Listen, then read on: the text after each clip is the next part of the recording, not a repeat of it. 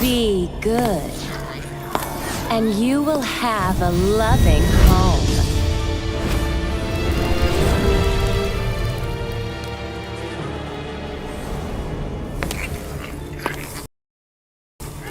Be kind, and you will be shown kindness. Be gracious, and you will find true love.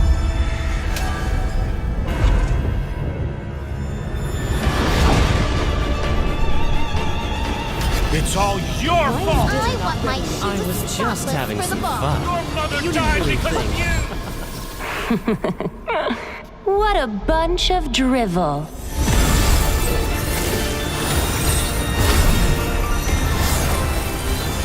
Break those chains! Embrace your rightful power!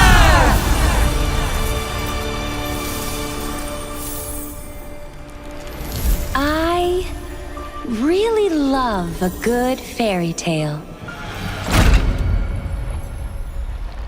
Who will be the lead of our next story?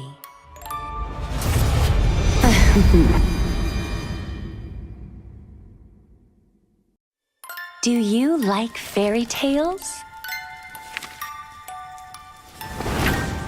Who deserves to live happily ever after?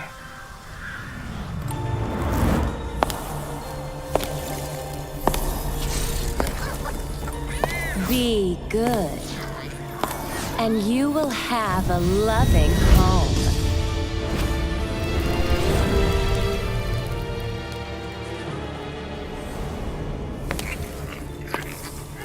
Be kind, Dustin भाई lobby में आ and you जाओ. will be shown kindness.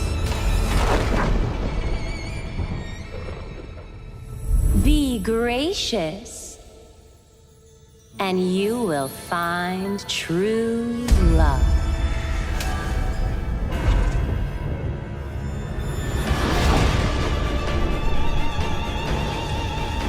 It's all your fault! I want my I was just having for the some ball. fun. Your mother You died didn't because of really you! What a bunch of drivel.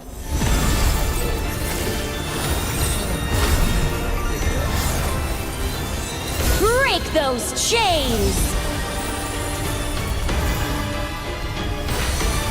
Embrace your rightful power!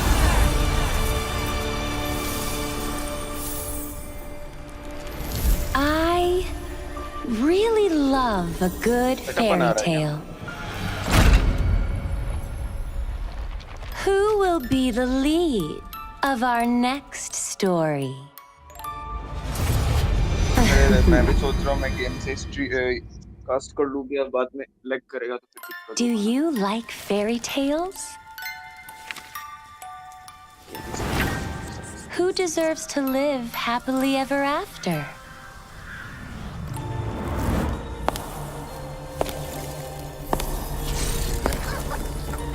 Be good, and you will have a loving home.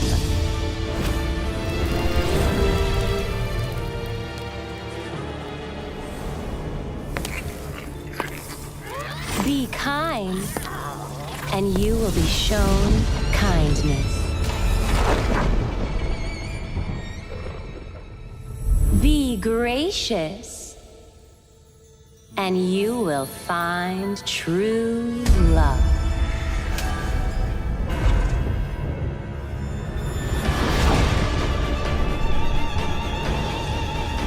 It's all your fault! I want my I was just having for the some ball. fun. Your mother You died didn't because really of you! What a bunch of drivel.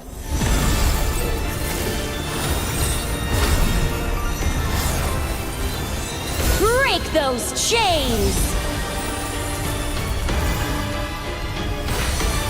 Embrace your rightful power!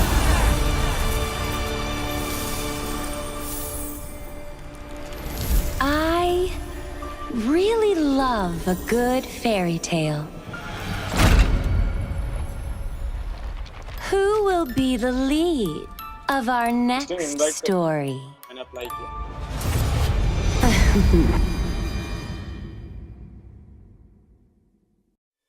Do you like fairy tales?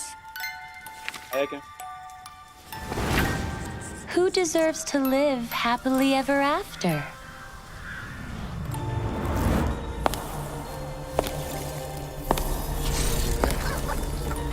Be good, and you will have a loving home.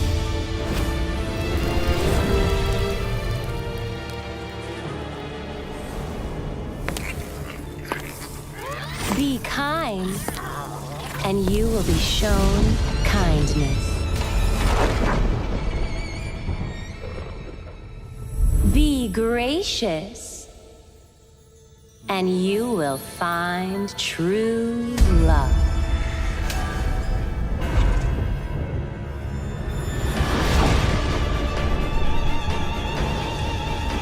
It's all your fault. I want my I was just having for the some ball. fun. Your mother You died didn't because of think. you. What a bunch of drivel.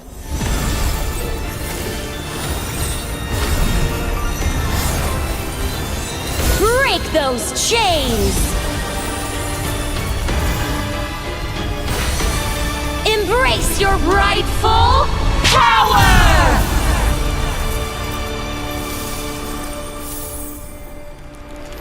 I really love a good fairy tale. Who will be the lead of our next story?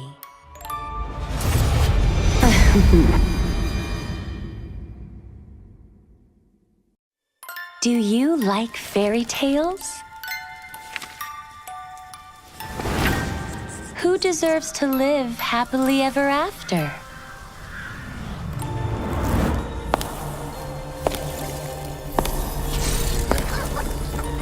Be good, and you will have a loving home.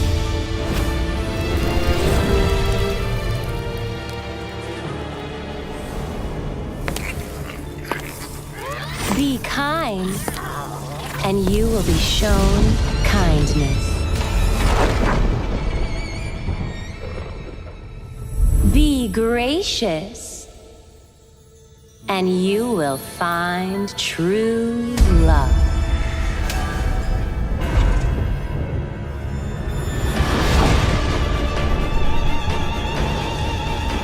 It's all your fault. I want my I was just having for the some ball. fun. Your mother You died didn't because think. of you. What a bunch of drivel.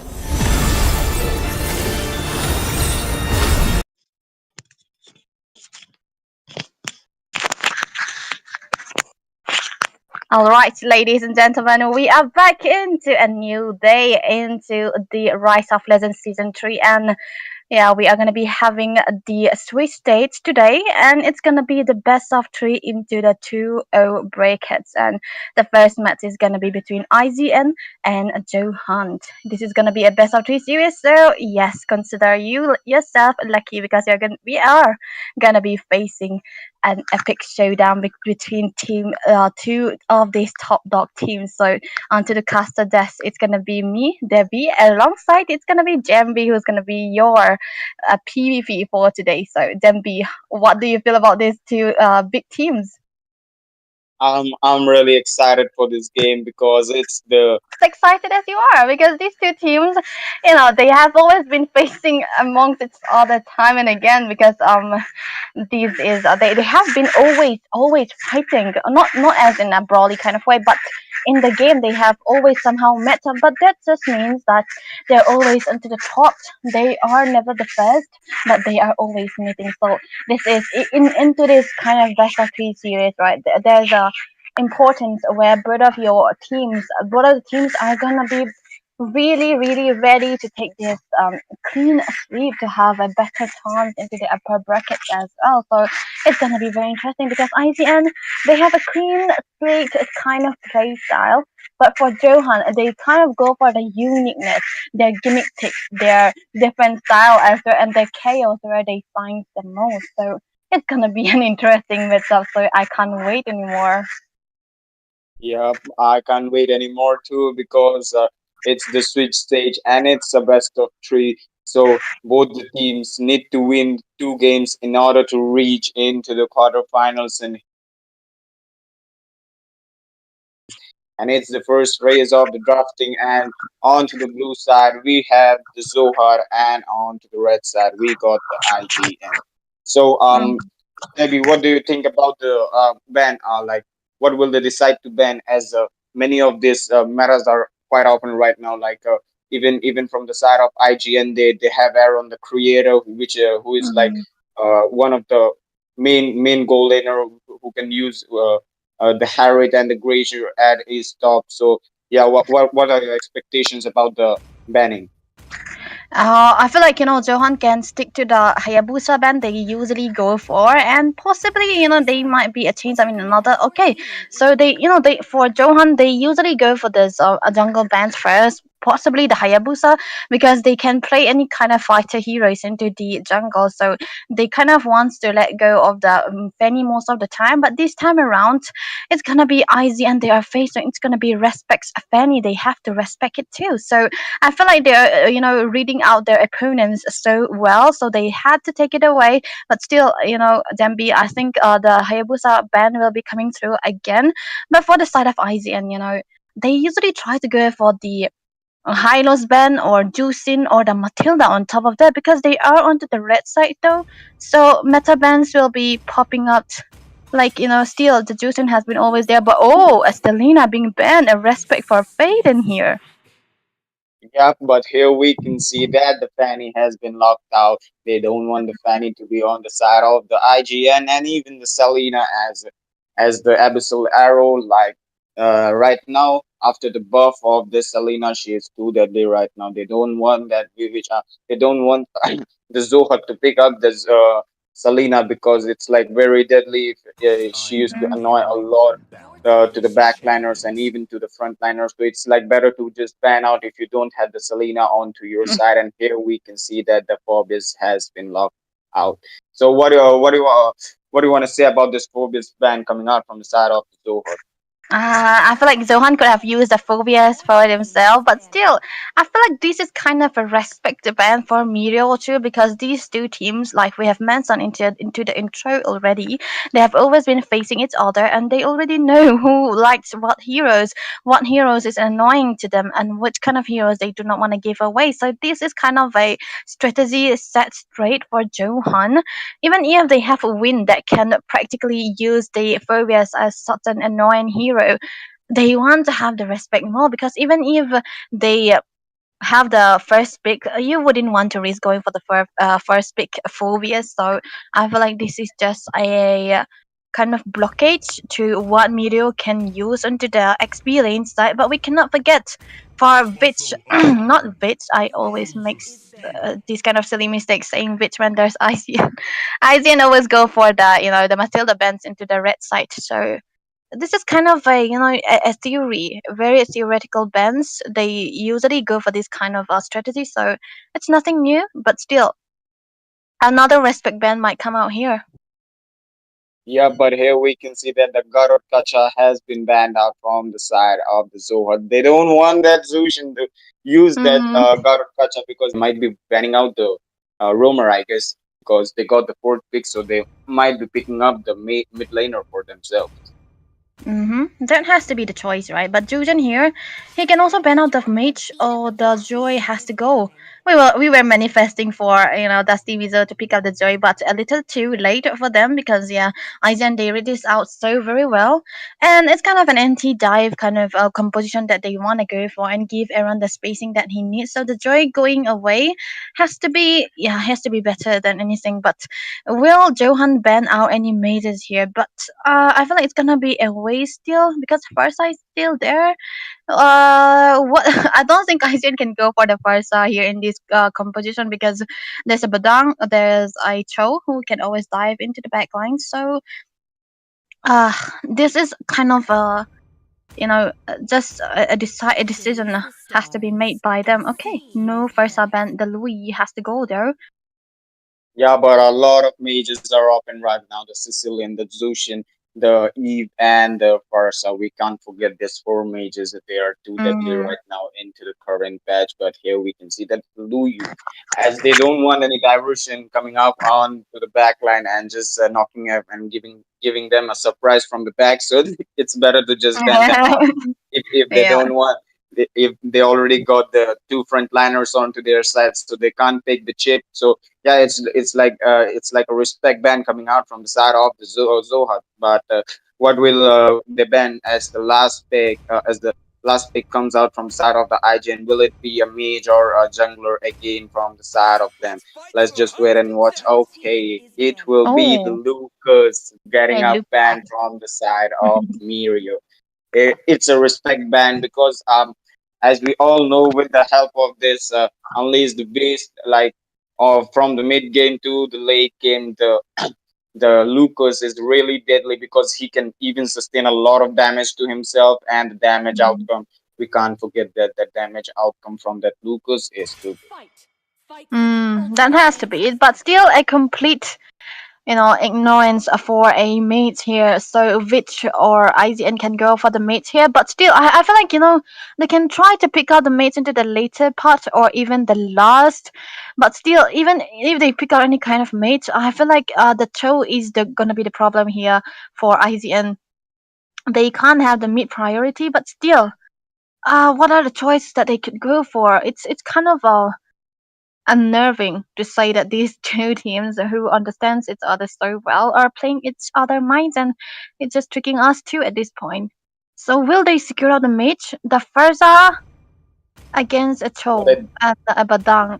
I don't think this is gonna be a.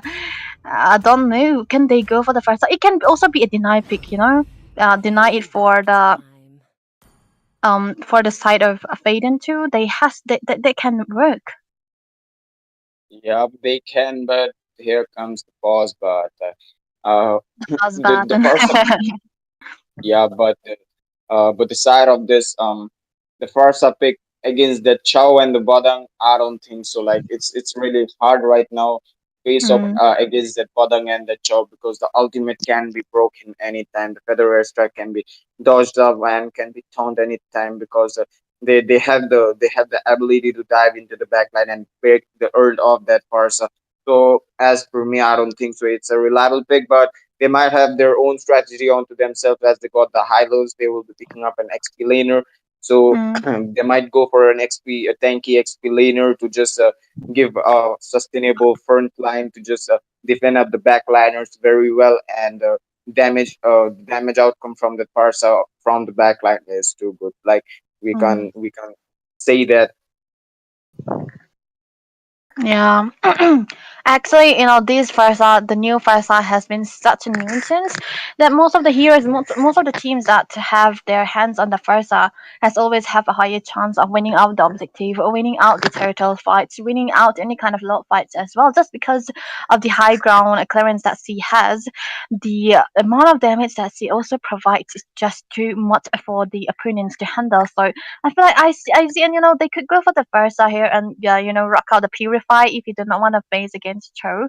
You can peel out the Purify as well, and it can also be a deny pick for the side of Johan too. So I feel like there's no other choice but for the Versa to go here because yeah, Vitch is a very good mid lane player, so he will be knowing where to go and what to do with this hero as well. But we cannot forget Johan.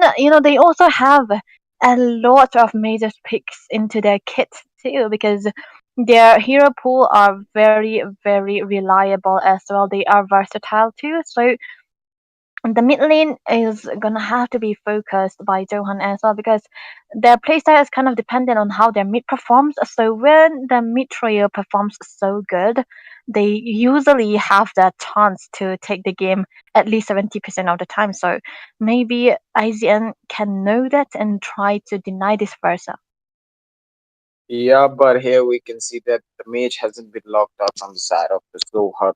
As they got a mid lane compound, mid to late game compound onto their side, the Harry, so they might go for an early mage pick, Mm. who gives an early damage to that Suyu and that Hilo. So I think as for me it will be a Eve pick coming out from them because a great card control comes up from side of the Zohot, so most probably they will go for the Eve or maybe the Sicilian. So we can't Mm. forget that.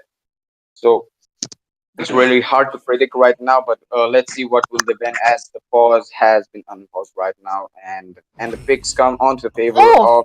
But okay, Solana. it's an interesting pick comes out from the side of the Zohar, and it will be a Nolan pick.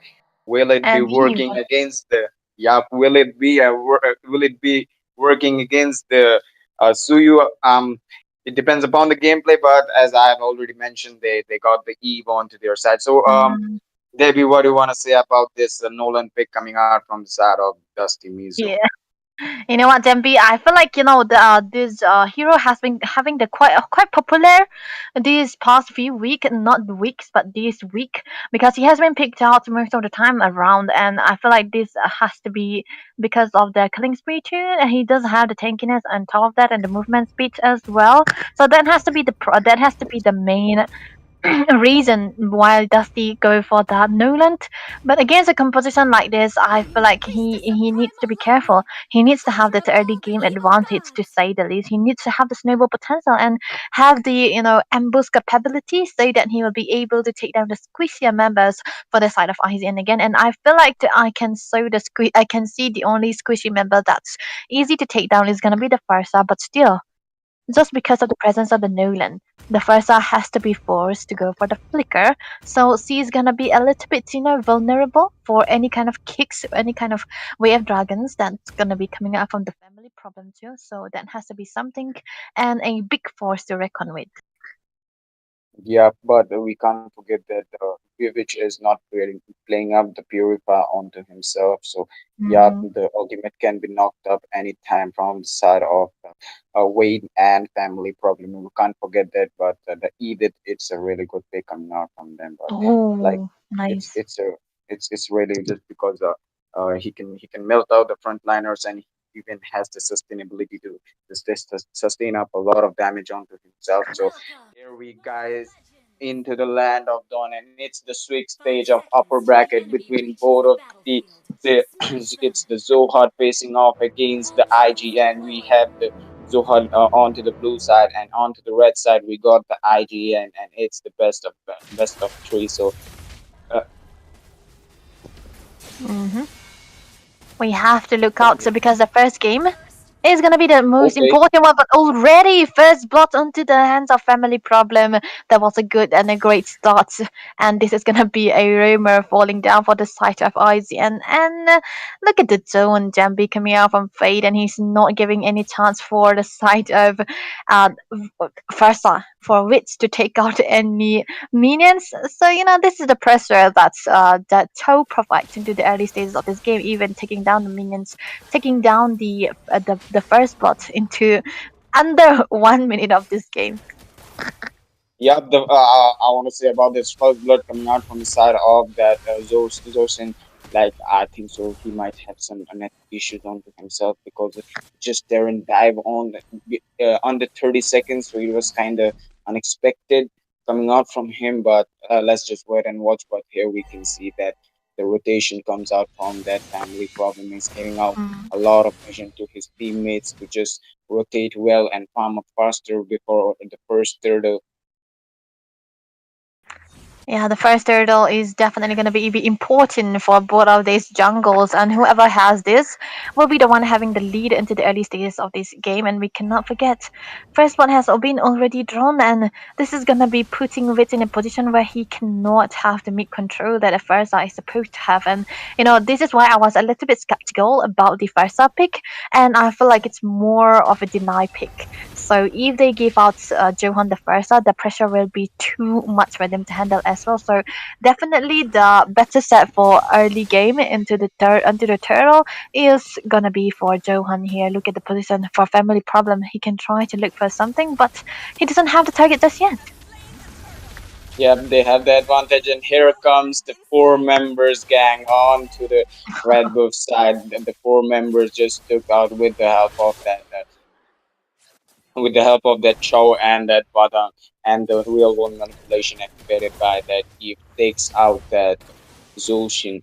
So yeah, it was really good with the Federer strike activated by that Farsa, but wasn't able to take up that Chow. The Chow runs back to safety.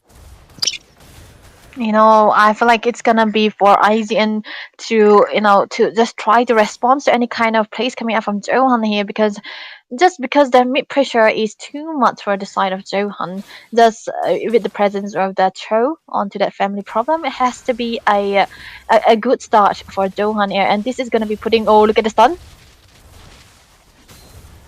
Here comes the Way of Dragon, takes out the Farsa. The Farsa might be in trouble. Oh! Yes, Dusty Mizo secures the kill onto Vivich, and the real one manipulation takes up respect as well. What a great amount of engage comes out from Zohar, as they have the advantage onto their side, so they are kept on forcing onto the mid lane because the mid lane is kind of weak, and even the uh, Hylos wasn't having the glorious pathway onto himself, so it was a good time to engage, and they did so. Oh, there was a good gang, but still, Aaron might be in trouble here. Look at the dive, Demby. Yep, okay, the Dusty Mizo takes another kill onto himself. The three kills lies onto the favor of Dusty Mizo, and the first tier of the bottom secured out by the side of Zohar. They are giving a lot of pressure to the him. Okay, the Way of Dragon comes in with the help of the Twist Crack, takes out that Farsa. What a great gang coming out from the side of Zohar, as they're having everything onto their hand. The 3K goals lead, and the second turtle will be arrived, has already arrived into the land of Dawn. So it will be an uncontested turtle left for me. And the zoning out, as you can see, the zoning out comes out from the side of Family Problem and Wade. It's too good. Yeah, this is definitely gonna be a good start for Johan already. 3 kills under the hands of Dusty Mizo. That just means that if he goes for the Sky Pierce Bill, he could try to have the other stacks, and definitely gonna be the dream start that they're looking for. And IZN, I feel like they have stepped back a little. But yeah, this it's not really a good start coming out from here. They do not have the spacing, and this is the problem when you don't have the mid control. And we can see what Bit wasn't able to do, and what Johan were able to do when they have that mid control into the boost, and he wasn't able to fly around as much as possible with the Farsa too. And if you do not have the bushes, the map control into the Farsa, you are not gonna be as useful as you thought you are gonna be. But there can be something onto the top side. Look at that. Yep, but we can't forget that the Chow is really giving a huge trouble to Vevich right now because he's Yeah. canceling the ult of that Farsa every single second with the help of that flicker ult. The Feather Strike again activated by that. Okay, the fist break comes in. No Okay, the Chow problem. goes in. The Glorious Pathway activated by that. Okay, real one wall manipulation comes in. The killing spree is secured by that Badang, and they will be retreating back. Oh no, oh no, they might be in trouble. Okay, the Badang has been taken out, an overextension from that vein, and no backup coming out from the side of Zohar, who will be taking up one of their member onto the side of the IGN. Yeah, there was a good gang coming out from Johan there. They did lose out win, but they took out the important member. Vit has already fallen 3 times in a row, and this is the pressure the toe provides when you don't have a purify. And he was forced to use out the flicker as well, just because there's a Nolan onto the hands of the Stimizo too. So it's kind of putting him in a predicament and dilemmas. Will you want to die into the hands of a Cho, or will you die into the hands of the Nolan too? So this is gonna be a very hard start for IGN, and I do not see what kind of key points or conditions where they can have a comeback. But look at the top side.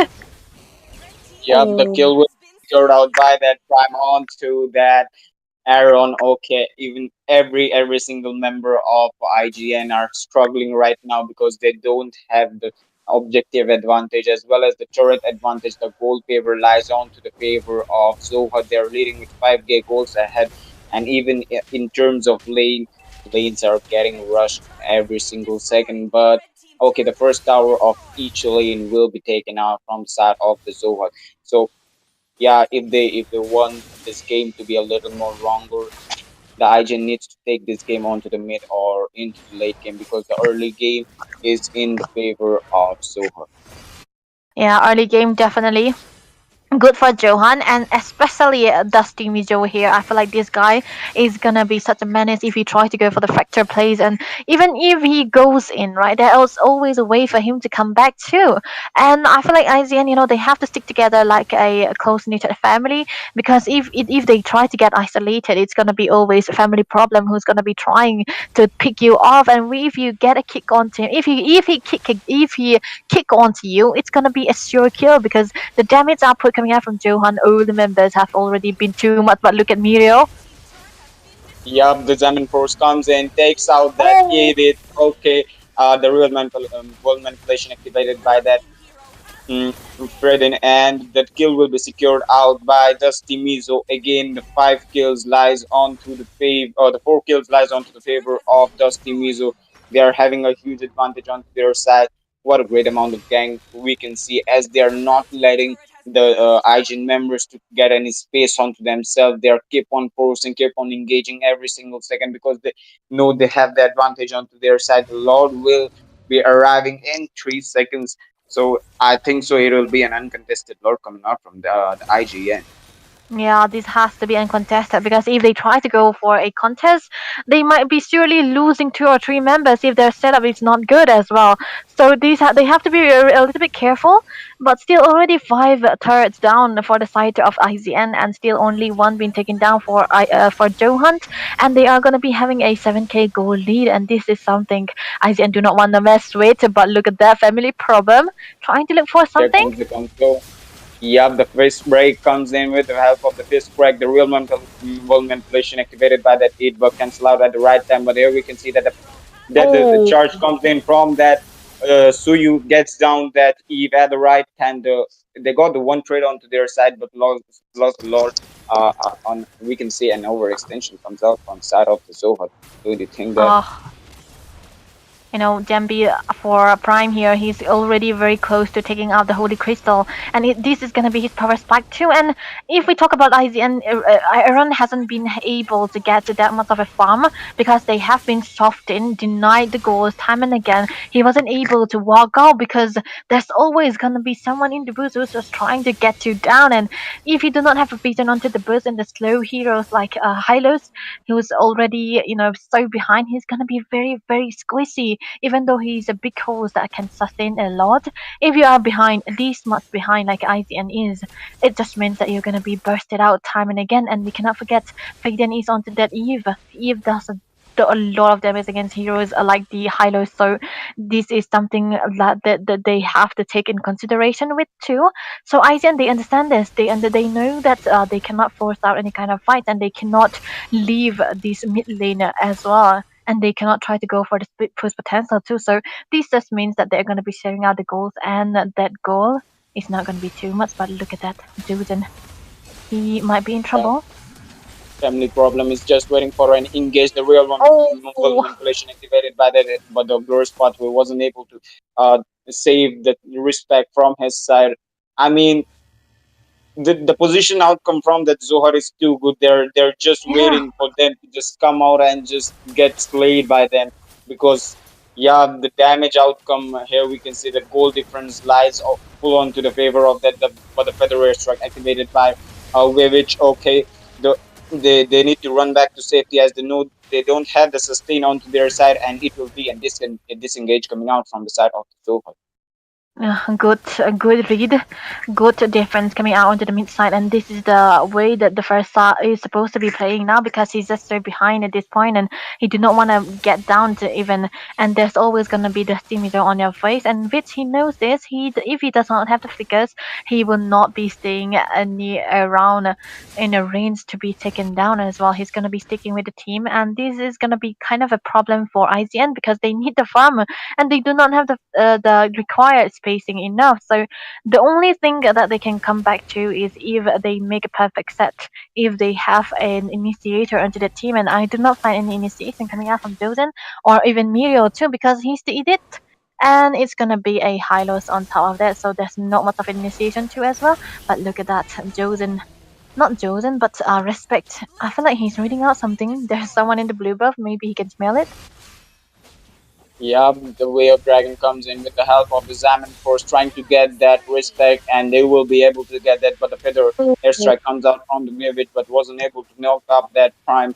I mean, the split push comes from the side of the IGN, but didn't help them to save the hyper from their side. So it was a bad trade coming out from them, but still they got one turret onto their side. But the lot is in the favor of the Zohat, so they will be forcing hard to get the crystal by now. Mm-hmm. And maybe the good sinking coming in for Johan as well, but the bot lane may be a little bit delayed, but will be in the perfect time with the mid lane as well. So IGN, they have to scramble around. They have to choose which lane to defend first, and yeah, they do not have the best cleaner as well. Look at that. The Lord will be marching down into the mid side, and there might be a potential play.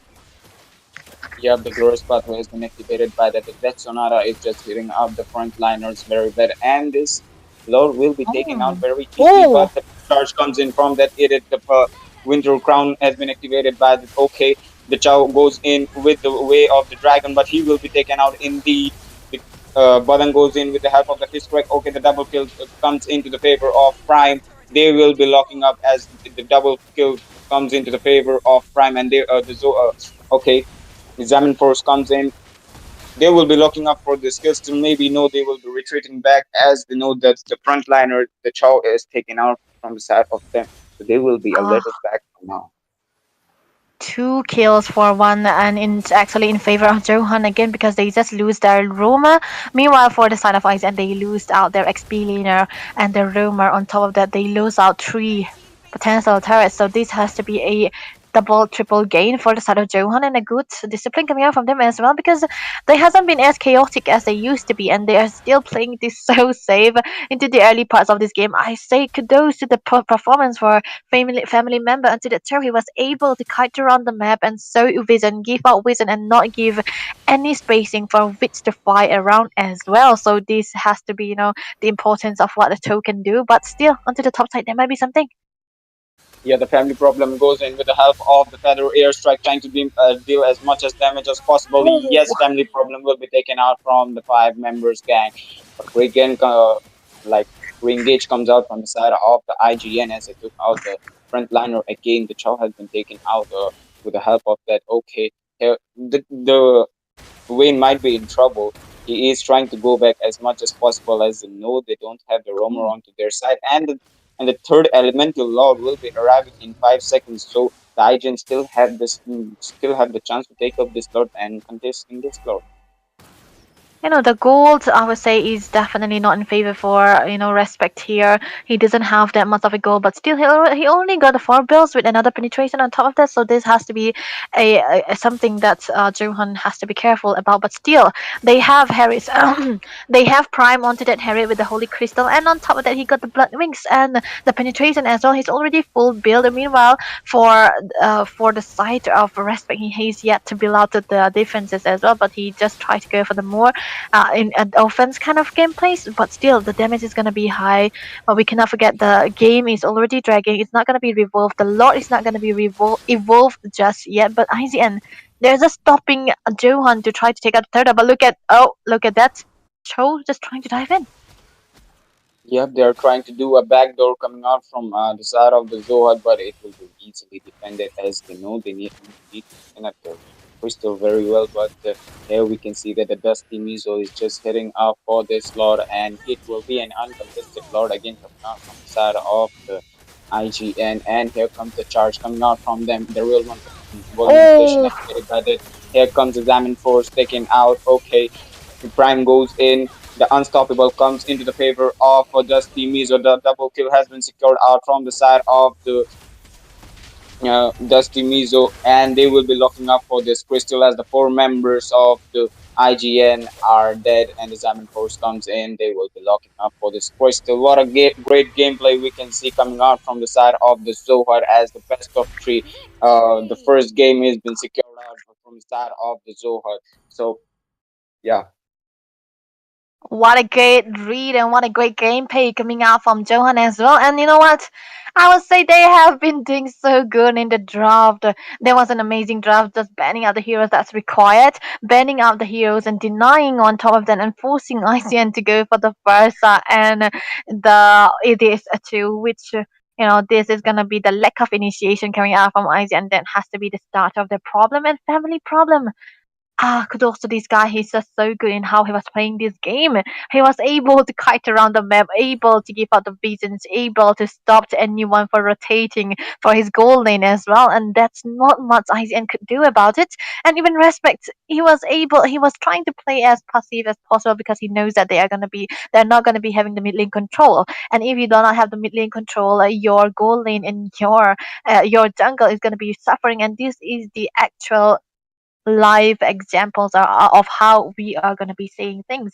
So better prio the mid lane, better try to get out the mid lane that can be much more active than your counterpart. And I would say the MVP goes to the Harris, it goes to Prime because he got 36% damage. So it was a great movement, a great micro decisions, micro and macro, the rotation and the synergy coming out from this team is unmatchable for IZN this time around. So maybe into the second game, they can turn around the draft and draft out a little bit better, and try to give out the comfort hero for their team as well, so that they can have that full potential going as well. Because now Johan have the first game into the hands, they can be relaxed, they can be fine, they can chill out. But IZN, they need to take the game.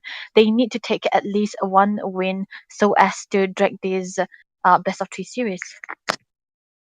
Yep, as it is the best of 3, the first game has been secured out from the side of the Zohar. So still the IGN still have a chance to take this game to the third game, a deciding factor. But let's just wait and watch. But Debbie, as we all know that the Bibich was struggling with that Farsa because he didn't get the Purify onto himself, and the family problem. Literally, he was diving onto the backline and wasn't allowing that Farsa to just alter to just give damage onto their members. So what a great engage coming out from them, and even never forget the way the fist crack and the fist breaks comes out, and he always used to mark up that Farsa and that Edith. So I can see that that the Respect was also struggling with that because they already lost the mid lane many times because as we got to see that Zushin he died before the 30 seconds, and they lost mid lane potential because they wasn't having much gold onto their side, and even the XP laners needs to rotate onto the mid lane in order to defend that. So yeah, it was a mistake coming out from the side of the Zushin. So let's just wait and watch. Will it be a deciding factor, or it will be a clean sweep? Till then, stay tuned and don't forget to like and subscribe the channel. We'll be right back after a short break.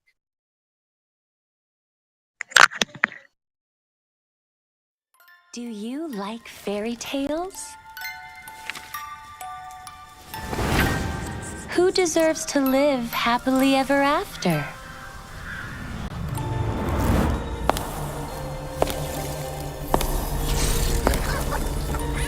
Be good, and you will have a loving home.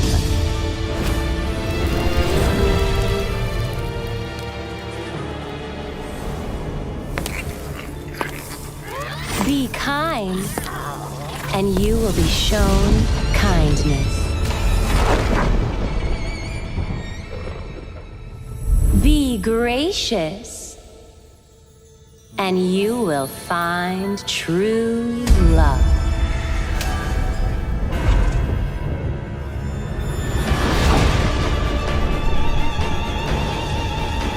It's all your fault! I want my I was just having some Your fun. mother You died didn't because of think. you! What a bunch of drivel.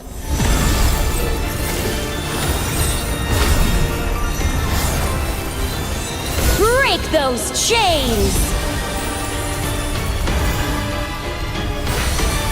Embrace your rightful power!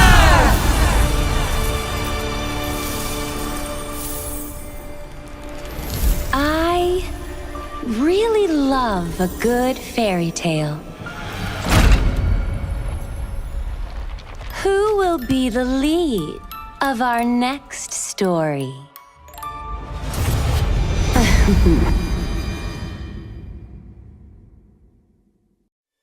Do you like fairy tales? Who deserves to live happily ever after?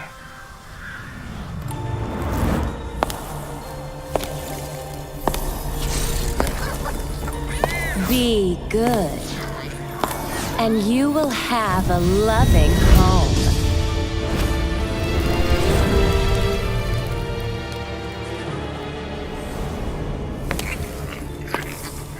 Be kind, and you will be shown kindness. Be gracious, and you will find true love.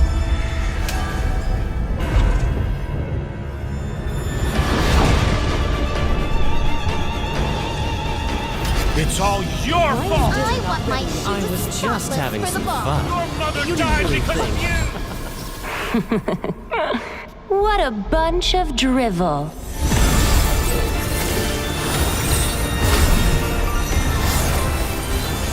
Break those chains! Embrace your rightful power!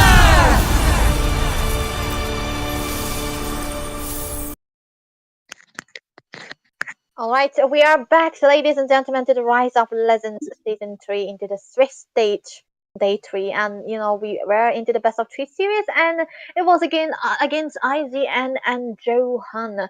So we all know how the first story went. It was Johan actually winning out with sheer domination, I would say. Sorry, Izzy. But yes, it's gonna be another second round that we have gonna be stepping in, because this is gonna be a thirst for redemption.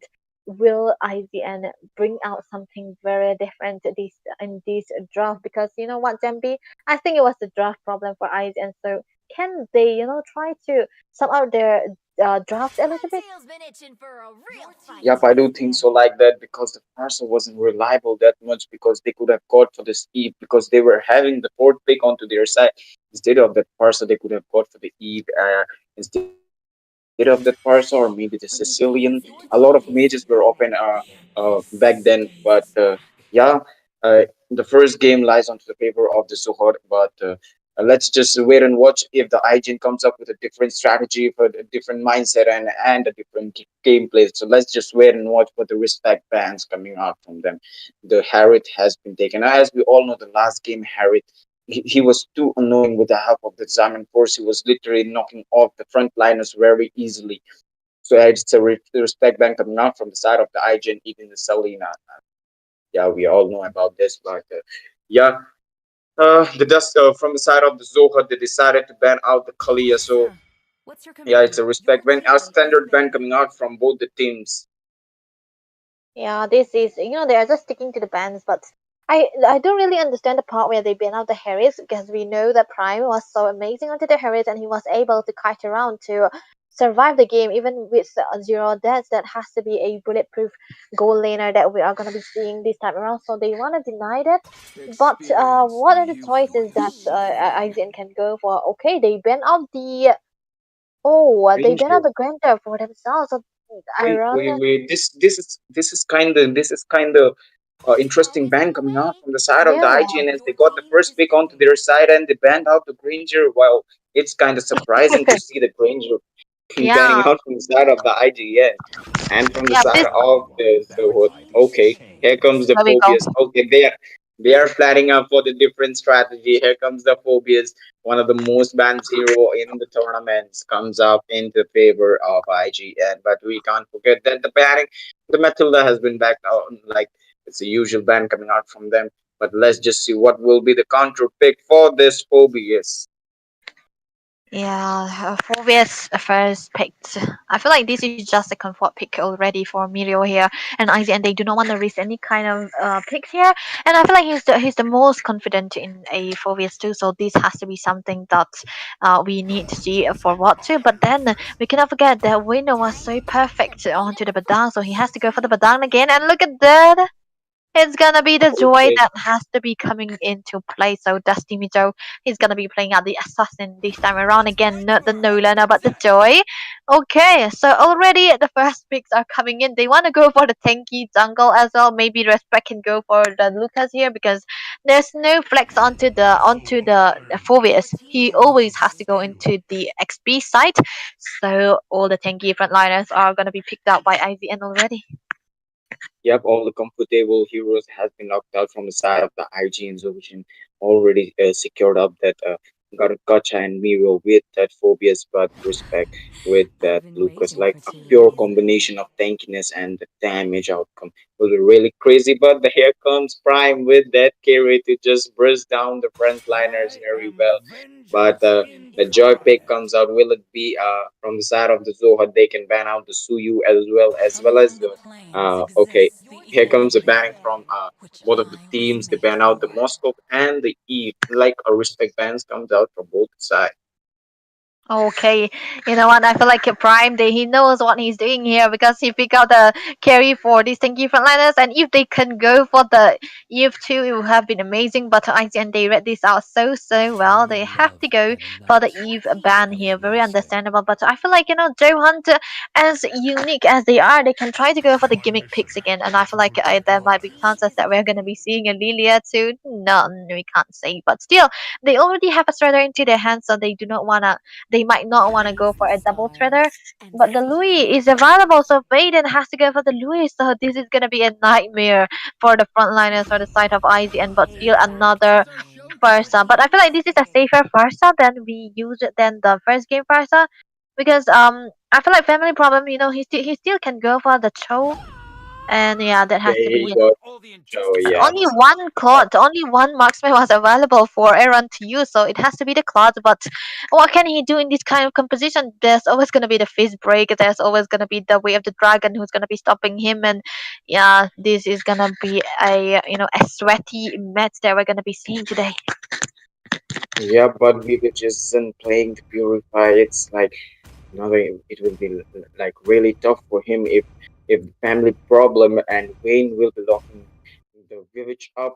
Like he will be having a tough time. But let's just wait because the comfort pick lies onto the favor of the IGN. So let's just wait and watch because both of the drafts are really sustainable. Like they have the early potential, even the mid game potential.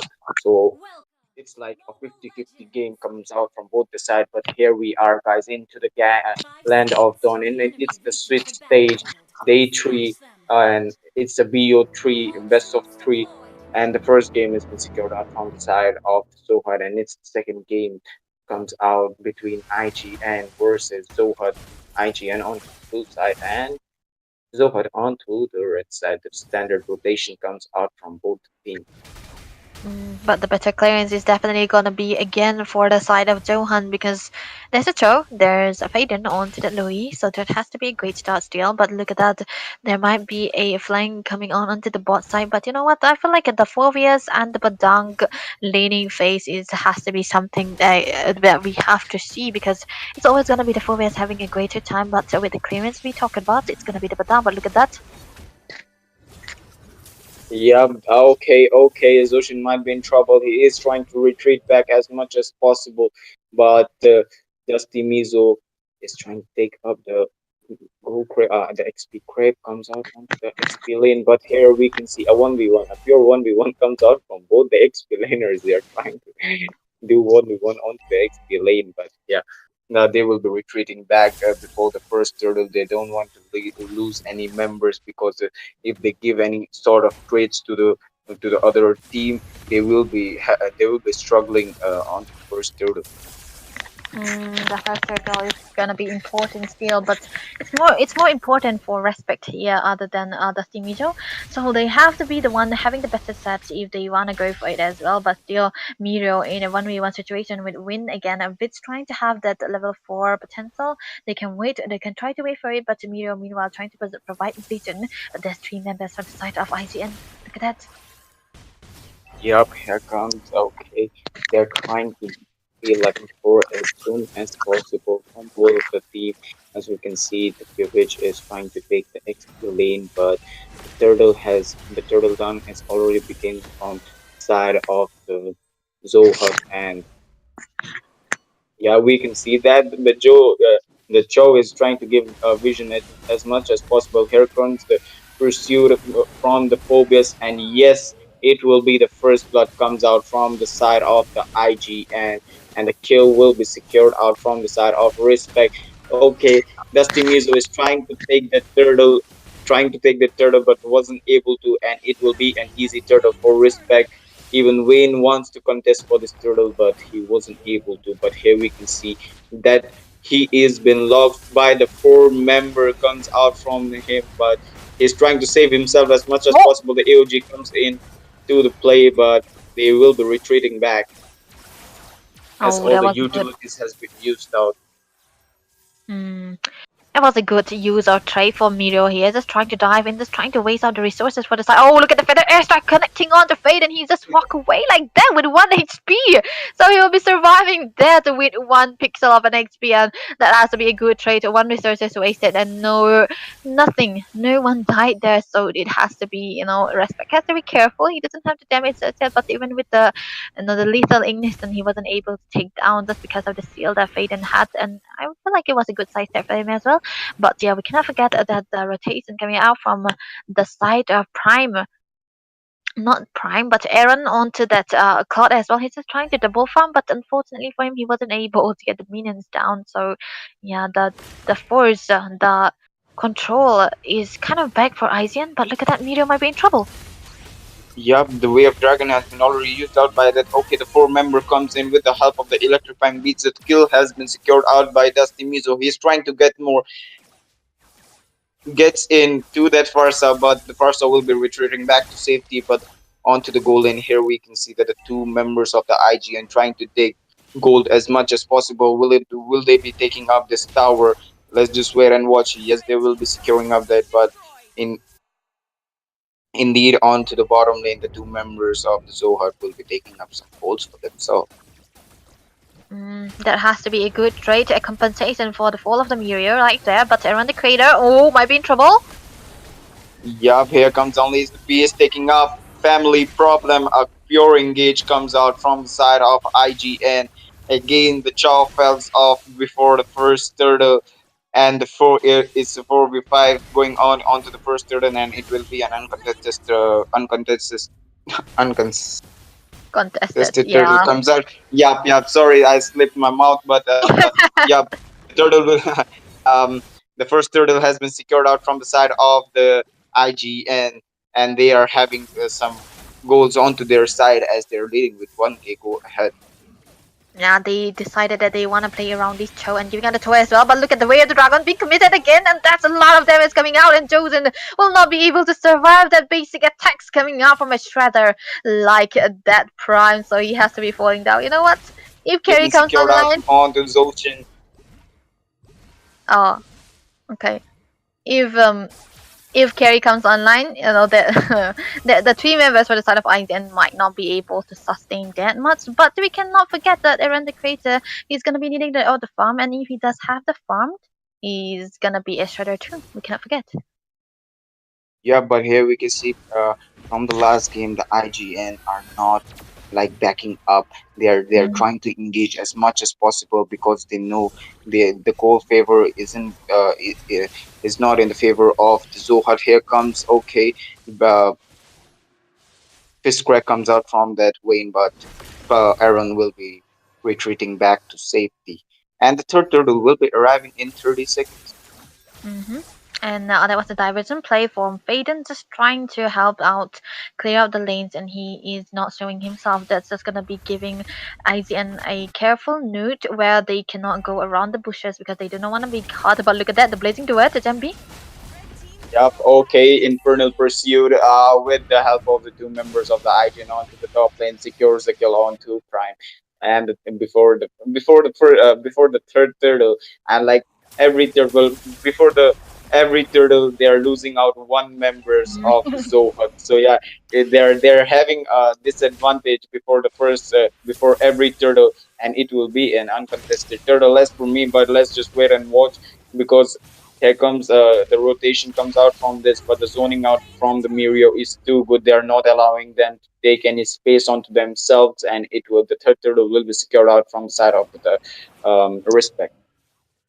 A good rotation as a and also a good micromanagement coming out from IZN this time around. They weren't playing like they did into the first game, so they look like they also gonna win, and a little bit of a change up in the rotation as well because we do not see an XP laner and a gold laner staying together much. But this time around, it's Mirio trying to protect down the Claude for Aaron the Creator as much as possible. Look at that, the diversion play coming in between the towers. So what a good read. Respect wasn't. Yeah, he may be aware, but look at that. The Inferno Pursuit again. Okay, the Blazing Duet and the AOG doesn't connect to anyone. Both the utilities has been wasted out from the side of the IGN, and they will be locking up for the mid lane tower as they know the members. Okay, here comes the Feather Airstrike to zone Oh, out that show. Okay, unless the base has been activated by that. Okay, the turret has been secured out, but the killing spree comes into the favor of Respect. Again, the one member Prime has been struggling. He's been playing one. His KDA is 1-2-0, so he's been struggling right now. But let's just wait and watch what happens into the late game. and maybe a Hail Mary or a diversion play from the side of Aiden. That has to be the savior. But this time around, it's gonna be Aizen who's gonna be having all the leads. And we cannot forget this is a damage build. Lucas, he's got the War Axe, he's got the Sky Piece, and he's gonna be going for more damage at this point. And already Dusty Mizo, he got the first build, but he's gonna be struggling quite a bit than he did into the first game because he's quite a goal behind. And yeah, this is gonna be a Holy Crystal build, and it's a very expensive build too, but he's gonna be having the required amount of damage when he wants to go for it as well. But Mirio finding out win into the position. Look at that, blazing duet. Prime is again being in trouble, trying to retreat back as much as possible. But here comes the fifth break, trying to defend himself as much as possible. And here comes the Way of Dragon taking out Vivage. And yes, he will be taken out by the Luyu. But here comes the re-engage coming out from the IGN, takes out the three member before the first turtle fight, before the first lot fight. Yeah. Yeah, you know what, Demby, this is like a real and a almost habitual movement coming out from Johan there because they always keep losing out the members just before the spawn of the neutral objective a fourth time in a row. So it's always they always just giving IZN their the full potential to take out any kind of neutral objective, and it's always gonna be free without being contested as well. So yeah, Johan, they can have a potential comeback because they are not that behind in comparison because they can catch up with the 3K goal lead that IZN already had. Yeah, but we can't forget that the diversion. the Dusty Mizo is trying to split push, and he already got the bottom lane two towers onto their favor. But here we can see onto the top side, unless the beast has been activated by Respect, trying to get some kills. But the Feather Airstrike connected, the AOG Oh, connected to the two members, and one of them will be taken out, and it's the family problem who will be taken out from this engage. a lot of resources being wasted, being burned down for one member. So this has to be putting IGN in a position where they can try to go look for the turrets, but still, the Lord is marching down to the bot side. That just means that they won't be able to, sync out the minions as much as they wanted to. So they have to be careful on the next time around because if they do not seek out the lanes, their resources, their lord will be wasted, and you do not want to waste out the lord. You want to win this game. You want to drag this game to the third game so as to not get swept by Johan and put into the liver brackets into the Swiss states as well. So IGN, they are playing so good in this situation, and I feel like giving Muriel the set potential for a hero like the Forwest, he's has to be the great call coming out as well. And they also had a weird rotation coming out from them as well, letting the Phobias and the Cloud stay together and giving the Lucas a split push potential. He's been playing like the assassin that he usually plays, so maybe a good, patch up, a good strategy that they provided. And Johan, even though they are put in a comfortable heroes that they usually had, they weren't able to do much into the like they did into the previous game. Yes, but here we can see that the boss comes out on the side of the IGN. But here we can see that the Lord has been secured out from the side of the IGN.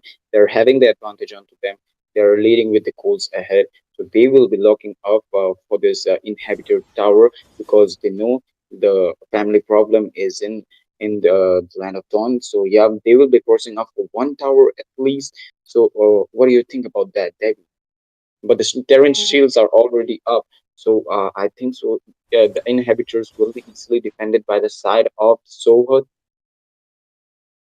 Eh, I feel like there's still chances for Johan to be able to defend this because they do have a Louis who will be able to displace you most of the time, so there cannot be a very big potential dive for Aizen. But they also have the Holy defense onto the towers as well, so that has to be pushing out the minions as much as possible. So they won't be able to get out the turrets. Maybe they can try to look for it, but into the next part, because this lord around here is going to be a little bit more squishier than it usually is. Yes, as it is not a elemental lord, so yeah, it will be easily taken out by the turret. So they will be locking up for the bottom lane as the four members are just waiting up. The here comes the feather Oh. airstrike from Vivage, dealing a lot of damage onto Faden. Okay, the inhibitor, the first inhibitor will be secured out from the side of the IG, and a good amount of force coming out from them. There was a good John coming out with the feather airstrike, and this was causing them a one turret at this point. But look at Muriel, he is gonna be spotting out family problems in a perfect timing as well. And look at the winter crown that being built out by Respect. He wants to go in, but he doesn't want to be going down as well. But very understandable because for the side of Johan, they do have a Louis, and on top of that, they have a carry. So they do not want to be getting caught into the midst of it all because there's a shredder, there's a displacer on top of that. So you do not want to do anything that can potentially be a throw. So look at the placing. Look at the busting of Johan. They are trying to get out the minions with the help of the roamer onto the bot side so that they will be giving farm for Prime here. But already 30 seconds before the Lord will be spawning, so they might be able to have the time if they wanna contest for the Lord still. Yep, the Lord will be up in 20 seconds, and they are not trying to throw as much as possible. But okay, the Dusty Mizo was in trouble, but retreats back at the right time. There, the zoning out comes out from the side of the Zoha. They're trying to give as much as vision possible, but Zoshin finds Wayne onto the top lane. Yeah, they do have the diversion, so yeah, Johan can try to come back with the diversion play. So and they are very careful. They are just scouting out the boosters as much as possible, so they are not caught out by a sudden diversion play coming in. But look at the split push coming out from Johan. The Stimizo was able to split push out there, give out the minions, give out the lord. But look at that, went on the run. Okay, here comes the diversion. They are trying to. Dustimizo is trying to split push onto the bottom lane. The five members are up onto the. Okay, here comes the Miro trying to defend up the inhibitor from their side. But here we can see that Prime secures the kill Oh, onto Respect. A great diversion and a great gameplay comes out from the side of the Zohar as the Joy was giving diversion as much as possible and the four members. So yeah, it was a great game sense coming out from the side of the Zohar. Yeah, there was a good gameplay, but look at that. Amiro has to use the Inferno Person. On top of that, it's gonna be the Winter Crown being used, but he has to be bursted down by Prime. The AOZ onto the backside will not be connected. Prime might be in trouble. Dozen will be able to take him down. Look at low HP of Fade and Aaron the Crater coming into play. He might try to go for Fade, and again, the Flicker has to be baited and bit with the Wings by Wings, able to fly down. Look at that. Mate versus Mate, who's gonna be coming out on top because no, it's gonna be Respect who says waves onto your face, but look at that, Jambi. Yup, the kill has been secured out by Aaron the Creator, and they will be locking up for this crystal. Even the family problem oh, might take it out. No, they will be locking up for this crystal, and it's a best of three. The first game has been secured out from the side of the Zohar, and the second game has been secured out by the side of IGN. So it will be a really interesting game, as it will be a third game comes out from both the side. So yeah. Mm. This is gonna be the third game, so IZN they do not want to back down, and it's always gonna be the same story for Zohan and IZN. They always play best of three series, and they always manage to drag the game to the third game. So this is not gonna be a very slow game because now the teams do understand what to not give and what to not give away. So full wristband is gonna be coming up, ladies and gentlemen. But before that, let us take a little bit of a break because you know what, you want to give other players a little bit of a mental meditation. So yes, stay tuned. Do you like fairy tales? Who deserves to live happily ever after?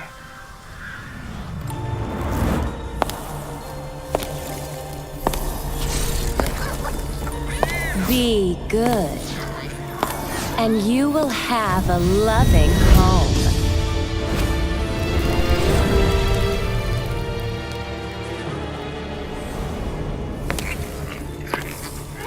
Be kind, and you will be shown kindness. Be gracious, and you will find true love.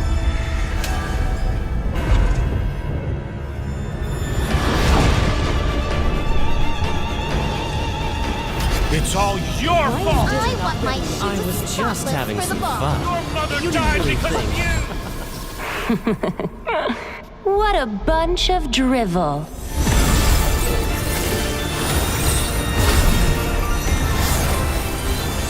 Break those chains! Embrace your rightful power!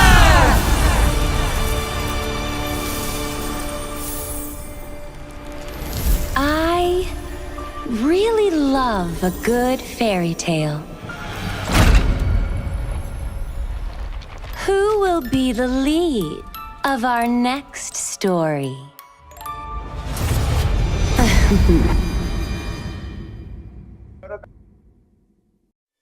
Do you like fairy tales? Who deserves to live happily ever after?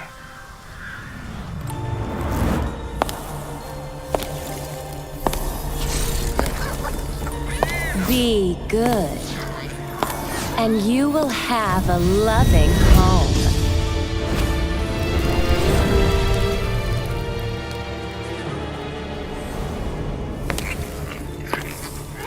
Be kind, and you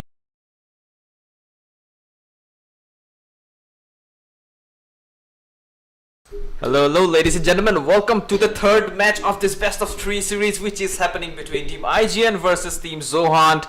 And the match is getting spicier and spicier because right now IGN just did a comeback against Zohant. Let's see which of these two teams. Right now it is do or die situation for both of the teams. Let's see who will be able to hold their ground strong and get the victory for themselves. On the caster desk, my name is J for Justin, and along with me today it is Zambi, and we will be the voice of this match today. So let's see how things work out. Yeah, it is game number 3 between the IGN facing off against the Zohar, and it will be really interesting because it's the best of 3. One game has been secured out by the side of the IGN, and one game has been secured out on the side of the Zohar. So it's the third game. The deciding factor comes out from both the teams. They need to give their everything in order to win this switch stage upper bracket, and ban comes out from both of the teams. The respect bans comes out. The standard ban comes out from both of the teams. Absolutely, standard bans. But right now, look at that IGN.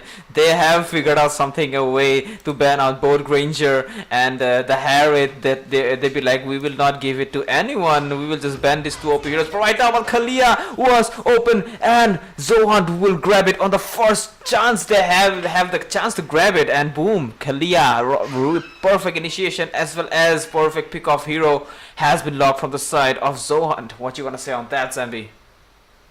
Yeah, without the blink of the eye, they locked out the Kalia as it's very deadly right now because with the help of the combination of the sustain and the heal, it's a really perfect hero comes out into the land of Dawn. And yep, the respect comes out with the Zuyu. Will it be a sustain pick comes out from the side of, will it be a gotcha pick or maybe some sort of a tanky, maybe high lows, something like that, but let's just wait and watch what will they decide to pick right now. Yup, it will be the button comes out from the Mirio. Okay, a respect pick comes out. Okay, the Selena has been locked out from the side of Faden. The Selena was being banned for 2 games, and on to the 3rd game.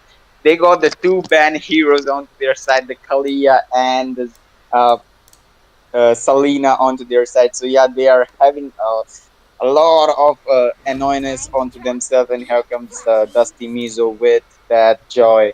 A great combination of mobility, sustain, and a poke and annoyingness will be at a big.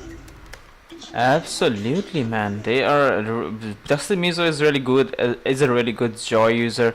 But again, the Jawhead, man. Jawhead is one really good pick, man. Really like this Jawhead roam is really good because it gives you your team the early game firepower you need. So definitely great call to take it out, and also it increases the farming speed of your hyper. So yep, definitely great call to pick it on your side. The question is, this is a really do or die situation, and a simple mistake from either of these two teams could be really fatal, and that they could lose the match, and they could lose this best of 3 series. So let's see which of these two teams will stay strong. Right now, the second phase of the draft of the bans has been started already, and we can see the Hylos is getting banned. The question is, what will be the next? They might be going for a mage ban right now, since, or maybe a Farsa or a Yves ban. We could see, because which is really good at those heroes, right? Okay, here comes the Sicilian ban from Wade. A respect ban comes out because the Sicilian, with the help of the Sanjin Clause and bad impact, a lot of damage comes out. But it's like better to just ban them out and don't give to the PVH. But the most of the mages are still open. The Versa, even the Eve, even the Luyu, like everything is being open. But here comes the Vexana pick. A quite interesting ban comes out. A ban comes out from the side of the Zohar as they banned out the Vexana. It was quite surprising to see that Vexana ban coming out from them. Absolutely, Vexana ban is damn. Farsa was there. I didn't got it. Why they ban out the why they are not banning out the Farsa? Maybe they are really confident that while the Feather Strike, the Kalia would be there to catch that Farsa. So that might be the strategy they might be taking in their hand right now. Aaron the Creator hovering over that Claude might need the Purify in his hand, because there is a a hero that can do a really OP WWE move, that is the RKO, and absolutely cancel it. So yep, he will need the Purify in his hand before going to the team fights. Right now it seems like Win might wanna go with a Beres. I'm not sure, but definitely it will be a Beatrix against the Claude, which might work out. And also it gives a really good clearing potential, a wave clear potential because of this Beatrix, so they can hold longer, they can stay longer in the land of Dawn because of the clearing potential of the hero. But right now we can see Khalid has been logged. What might be the last pick, Zambi? Any guess? What might be the mage? Maybe maybe a Eve, maybe a Luyo or a Ooh, Farsa. Yes, there is a Farsa pick comes out from the side of Vivage, and this time he will be playing up the Purify because he knows the Selena has been locked out from the side of the Zohar, and even family problem got the Kalia. So yeah, it's just better to take out that Purify because without a blink of eye, the Kalia will come and just break your ult at any time. So yeah, Justin, what do you think? What are your expectations? Which team has a which team will be taking up this game number 3 of the best of 3? 3 games in a row. Farsa, this Switch really likes to play Farsa, I can see that. But yeah, the thing is, both of these two teams, it's really hard to say what might go right or wrong. But right now, looking at the draft, I really like the draft of Team IGN, and especially because of the Jawhead, and I personally like Jawhead roams a lot because it gives a really good potential for the people, early game advantage to the jungler to farm really fast. Yeah, but here we are, guys, into the game number 3, into the land of Dawn, and it's the IGN facing off against the Zohar, and onto the blue side we have the Zohar, and onto the red side we got the IGN, and it's the game number 3, the deciding factor for both the teams. So it will be really interesting to watch them, but the wave clearing ups comes out from the side of the Zohar. Absolutely, look at that. Joe had already cooked the buff for this respect right now, and also they knows the fact, Team Zohan, they knows the fact that the Suyu might be rotating fast, so they help the Joy to farm up fast as well. Right now, both of the junglers have completed their taking their buffs and they are ready for some action. Respect doing the goal rotation so far, and looking at the mid lane, some posts going on, but yeah, so far, ooh, nice attempt to catch the Prime there, but he will be sidestepping that. Nice abyssal arrow, but definitely it will not hit it. And that's the Mizo trying to get some jungle from the side of IGN there. Yeah, but Zoshin is there. He will just throw out the creeps and the minions just because with the help of the ejector he can easily do up that. But damage comes out from the side of Wayne, hurting up that Joy a little bit. Yup, I guess they are looking for the level 4 marker from both of the sides to have a really OP match or a really OP team fight. But right now Respect is really ready for this turtle. He can't just wait anymore. But meanwhile, Dusty Mizo will take that camp. Also might wanna take that blue before coming though. Even Respect is ready for it.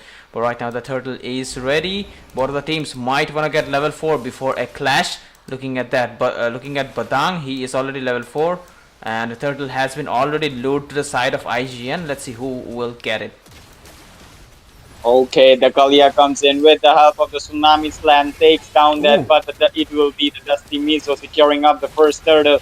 They're diving two in. Here comes the fist break. The first blood has been secured out by the Respect, and 2 members of the Zohar will be out from the first turtle engage. But here comes the Abyssal Arrow connected to Vivage, but it wasn't enough to take him down. The Blaze Do It had been activated by that Aaron to just clear out the minion waves of mid lane. Yep. Really nice retribution coming in from Zohunt there. But IGN definitely successfully took 2 kills there, which definitely gave them some goal. But so far both of the teams are really in good shape. Jawhead looking for a pick off there, and even the Kalia might want to take out the Farsa. But looking at that, Selena has really good wave clear after the update, as I can see. She's clearing waves faster than the Farsa. But right now they are looking for a pickoff for a really good initiation. That's what they are looking for. Especially Farsa have to wait for Zojin for a really nice ejector play, and boom, they are really good to go. And because of this team comp, they can actually snowball really hard. But right now Kalia,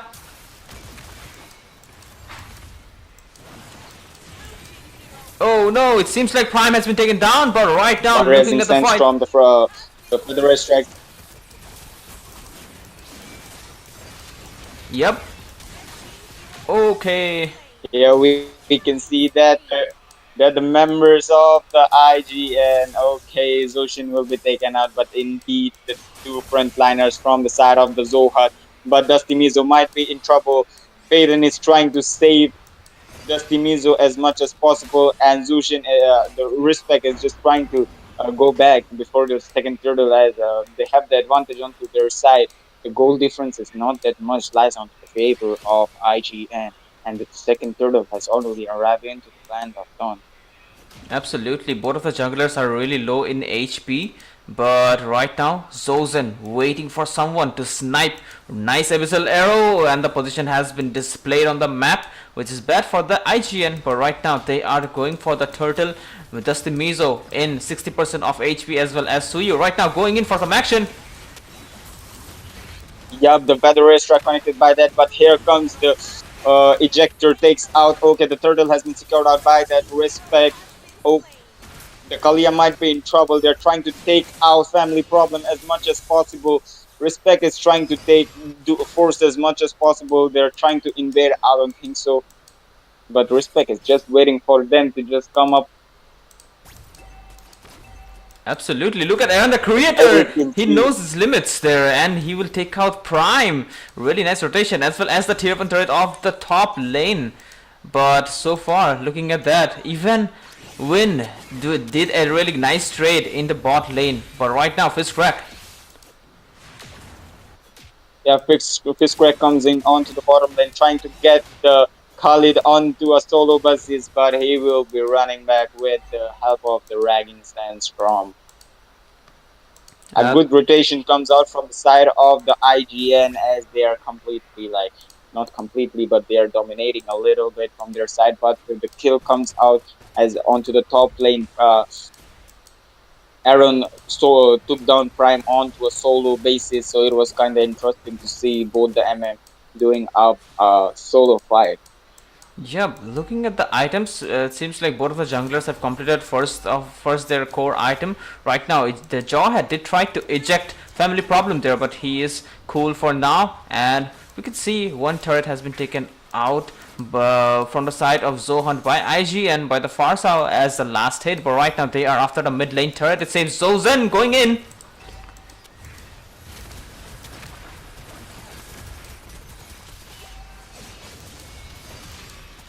Okay. Yeah, Zozon will be going in, and it will be a disengage coming out from both the side, and the third turtle will be arriving, and the whole favor will be lying onto the favor of the IGN. The Wayne is trying to give vision as much as possible, but Dusty Mizo is trying to split push as much as possible, because they know here comes the ejector, takes down Prime, and here comes the Feather Airstrike. The Abyssal Arrow doesn't connect to anyone. They will be losing up Prime for the third time in a row. Absolutely. Right now the damage spike is there. Aaron the Creator already catch the tempo there. He knows his limits right now. The damage is there. Trinity Bill about to complete. No, 2 of the Trinity Bill has already been completed. Right now he will be hurting a lot. Whoever he catches on. Right now they are trying to get some more map control. Zozen really on a good position on Prime. But here comes the Unstoppable Force, takes out the killing spree, comes out onto the favor of Aaron the Creator. And here we can see that the Respect might be in trouble. He is stuck between. Okay, here comes a Tsunami Slam, comes out from that Kalia, but the Kalia might be in trouble because the Badang is trying to zone out the frontliner as much as possible in order to stay Respect. But here we can see onto the mid lane. Here comes the ejector, takes out that Khalid, but he will be running back to safety as he is having the uh, heal onto himself to save himself. But the second phase of the turret will be taken out by Respect, and they will be retreating back as their lack of members right now. Absolutely. Right now, Zohunt trying to hold the match, and even Dusty Mazo trying to do something. But right now, Blazing Duet right into Dusty Mazo, forced to use Electrifying Beats to run. Fist Crack even there. And Feather Rise Strike, 3 of the major resources has been powered by IGN, and still Dusty Mazo standing strong. Yeah, all the utilities has been used out from side of the IGN in order to kill Dusty Mizo, but he was able to retreat back. Here comes the Raging Sandstorm in order to retreat from that, engage onto the mid lane, and the first Lord has already arrived into the land of Dawn. Absolutely, look at that. Zozen really doing a great job zoning them out, and right now they are holding it tight. Fight has been going shut down. Okay. Aaron has been taken out from the fight. Even the Khalid has been taken out. Dusty Mizo comes in, gets the double kill onto himself, and trying to get the triple from both the side. From side of the Zohar. Here comes the Tsunami Slam from there. The Bandit comes in, but Respect will be retreating back, and they will be up for the turtle. Both of the members of the IGN and even the Zohar are kind of low. They're trying to get their not allowing them to take the Lord. But here comes the Zohar with the unstoppable force, and the ejector takes down that Kalia into a plenty of HP. Respect just okay. Dusty Mizo takes down Respect onto a solo basis, and it will be an uncontested. Lord comes out from the IGN. The Raging Sandstorm has been able, but the Blazing Duet takes out that Dusty Mizo, but he will be dying indeed because Prime takes out the kill onto Aaron. Damn, Zohunt absolutely are trying to fight back right now, doing a great job, but it seems like IGN Respect tried to sneak in there, tried to land that evil queller, but definitely he Dusty Mizo already figured it out that he has been hiding there, and instantly takes him out without any problem, and also gets the Lord. Right now they're looking at the farm gap. It has been closed up a lot. Team IGN did throw a bit there, but right now they just have to simply defend the Lord, and they are good to go. And Aaron the Creator, he is right now, he have the farm. Both of the teams have the farm, even the Beatrix have the farm. So it's a battle of skills right now. It's the battle of initiation. It's the battle of perfect setup macro battles, I would say. And Sozen trying to find someone there, but Tsunami Slam. Yeah, but he will be running back to safety with the help of the Flicker. But here comes the Feather Airstrike, dealing a lot of damage to the frontliners of the Zohut. But they will be retreating back and not losing up any members from both of the sides. Absolutely, there are damn really nice fight back from both of the sides. No casualties as I can see, and IGN right now focusing on defending more, which is good for them. Zozen really ready for some unstoppable force and ejector combination, and even the follow-up is there. Look at that, 4 people right now trying to support him. Was also looking at the itemization. It seems like it is the tank build Kalia, which is good, which is working out for them. And Dusty Mizo need 2 more items to complete his build, and as well as Suyu, that is Respect. Right now, after they complete it, they will be needing a lot of that. Okay. But look at that. Miriam might be in trouble. Flicker comes in, trying to save himself. Here comes the ejector with the help of the unstoppable force, trying to get Khalid as much as possible. The force comes in, gets Wayne, but Respect is trying something different. Gets the Beatrix onto himself. The Selena might be in trouble, trying to get. Everyone is running to get that. Here comes the double kill from Respect, and he will be retreating back as the 4 members takes out Joy, and the 4 members will be then dead from the side of the Zohut. So they might be pushing up some turrets by themselves. Absolutely, damn. Team IGN did collapse the back right now. They are after the inhibitor turrets. And it is Prime that is back in action. He has the wave clear, but right now Tsunami Slam. Yeah, here comes the ragging Sandstroke. Every utility has been used out from the side of the Zohut in order to kill that Mirio, but he was having the mindset that he was having the frozen. He easily baited out every utilities coming out from the side of the Zohut, and it will be an uncontested lot coming out from the side of the Zohut, and it will be an easy lot.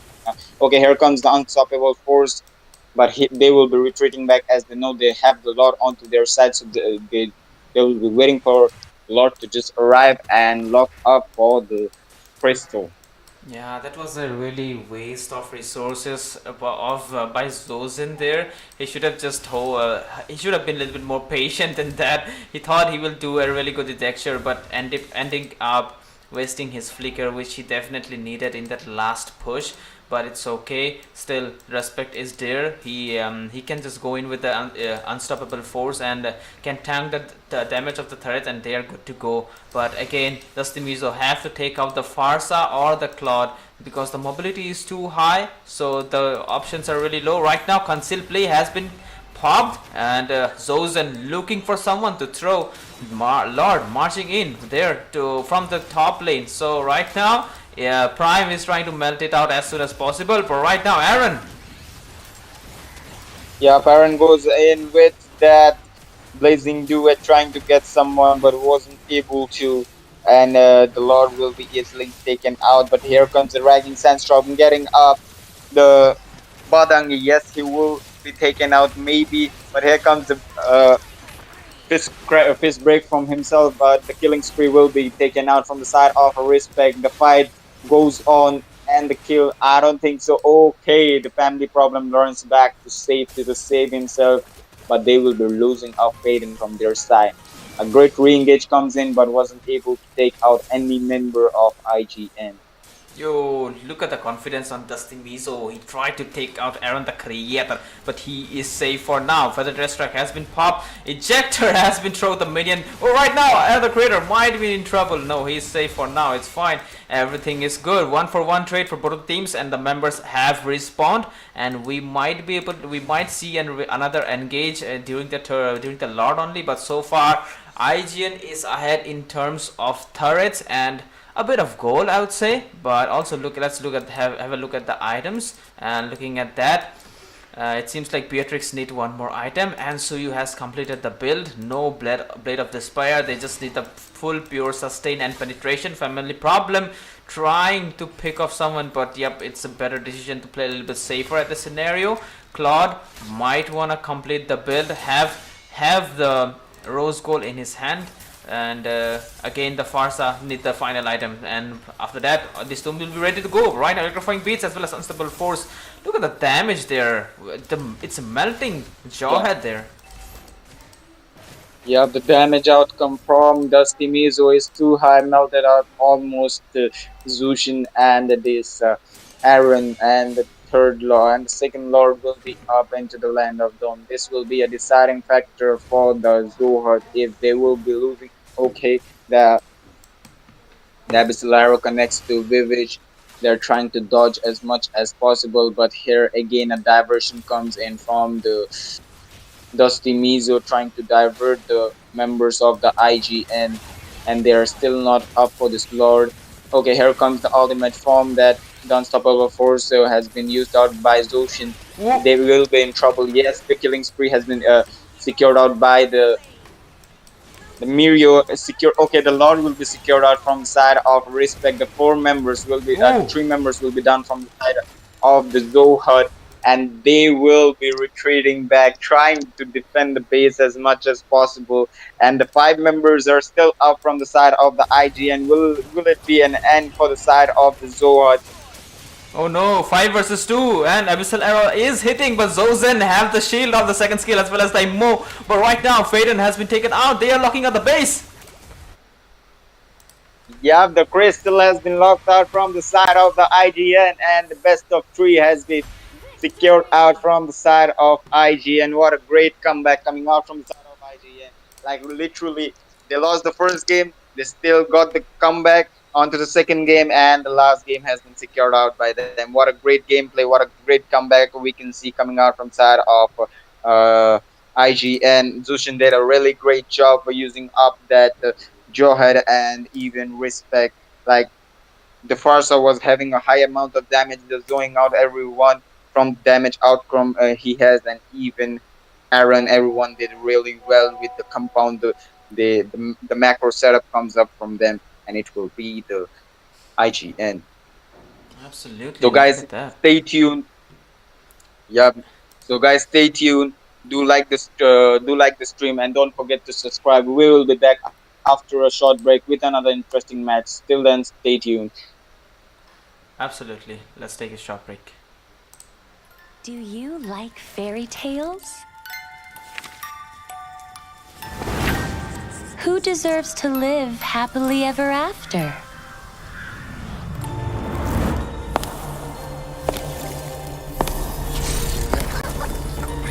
Be good, and you will have a loving home.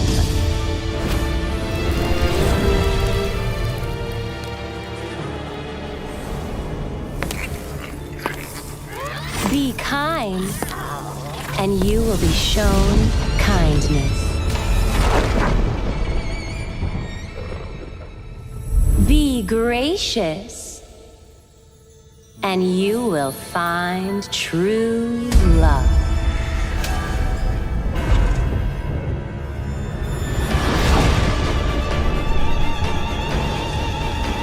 It's all your fault! I was just having some fun. Your mother died because of you! What a bunch of drivel.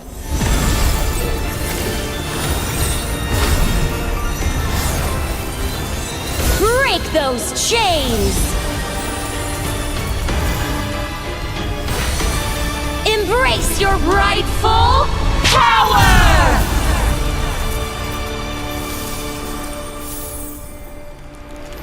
I really love a good fairy tale. Who will be the lead of our next story?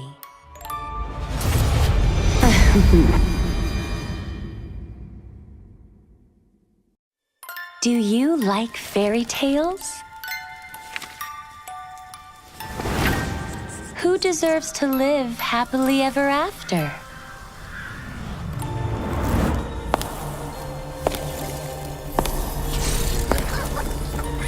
Be good, and you will have a loving home.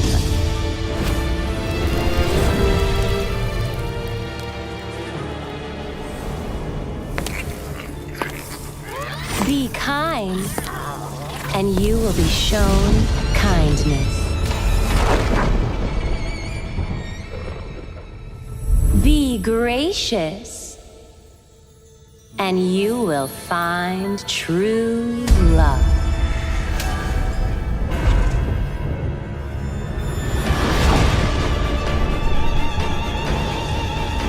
It's all your fault! I was just having some fun. Your mother died because of you! What a bunch of drivel.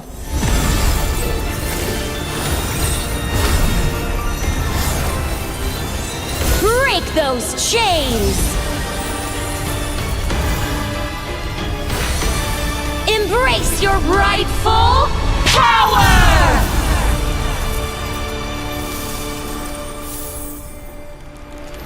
I really love a good fairy tale. Who will be the lead of our next story?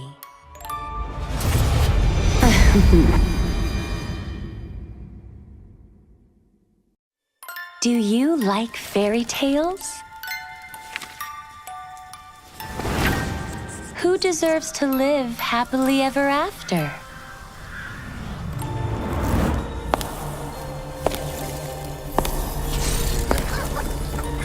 Be good, and you will have a loving home.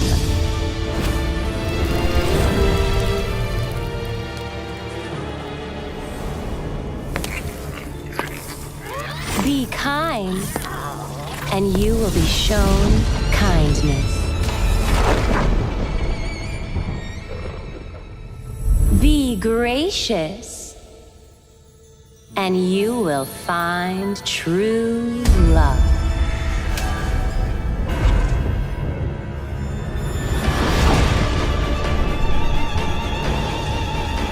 It's all your fault! I want my I was just having for the some ball. fun. Your mother died because of you! What a bunch of drivel.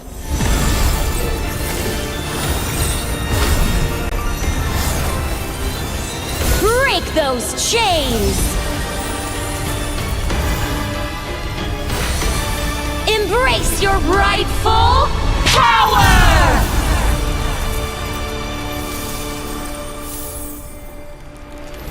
I really love a good fairy tale. Who will be the lead of our next story?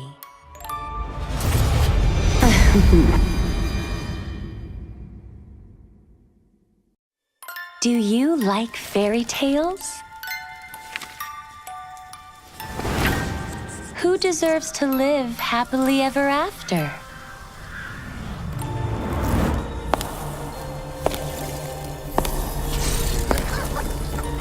Be good, and you will have a loving home.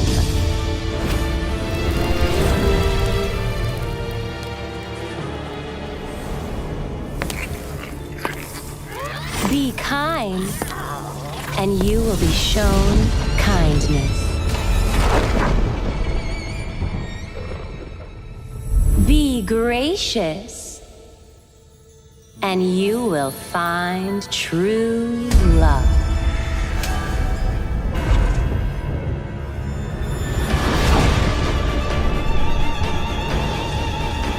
It's all your fault! I want my I was just having for the some ball. fun. Your mother died because of you! What a bunch of drivel.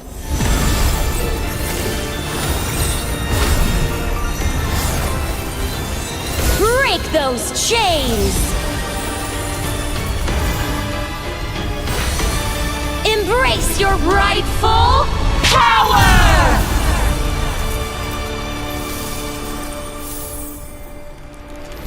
I really love a good fairy tale. Who will be the lead of our next story?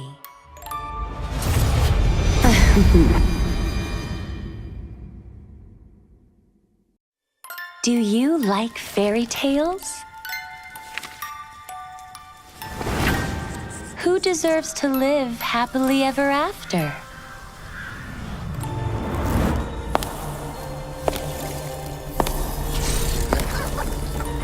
Be good, and you will have a loving home.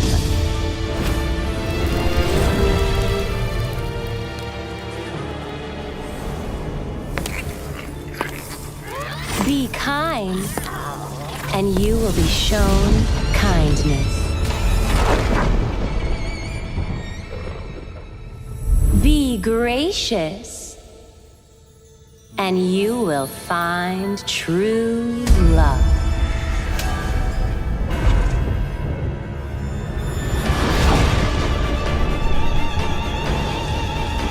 It's all your fault! I want my I was just having for the some ball. fun. Your mother died because of you! What a bunch of drivel.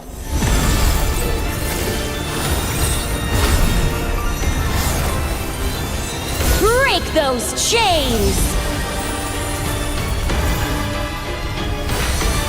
Embrace your rightful power!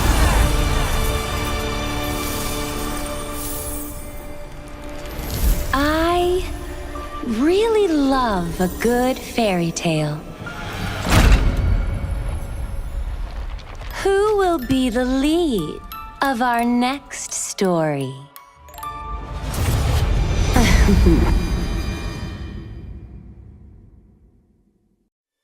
Do you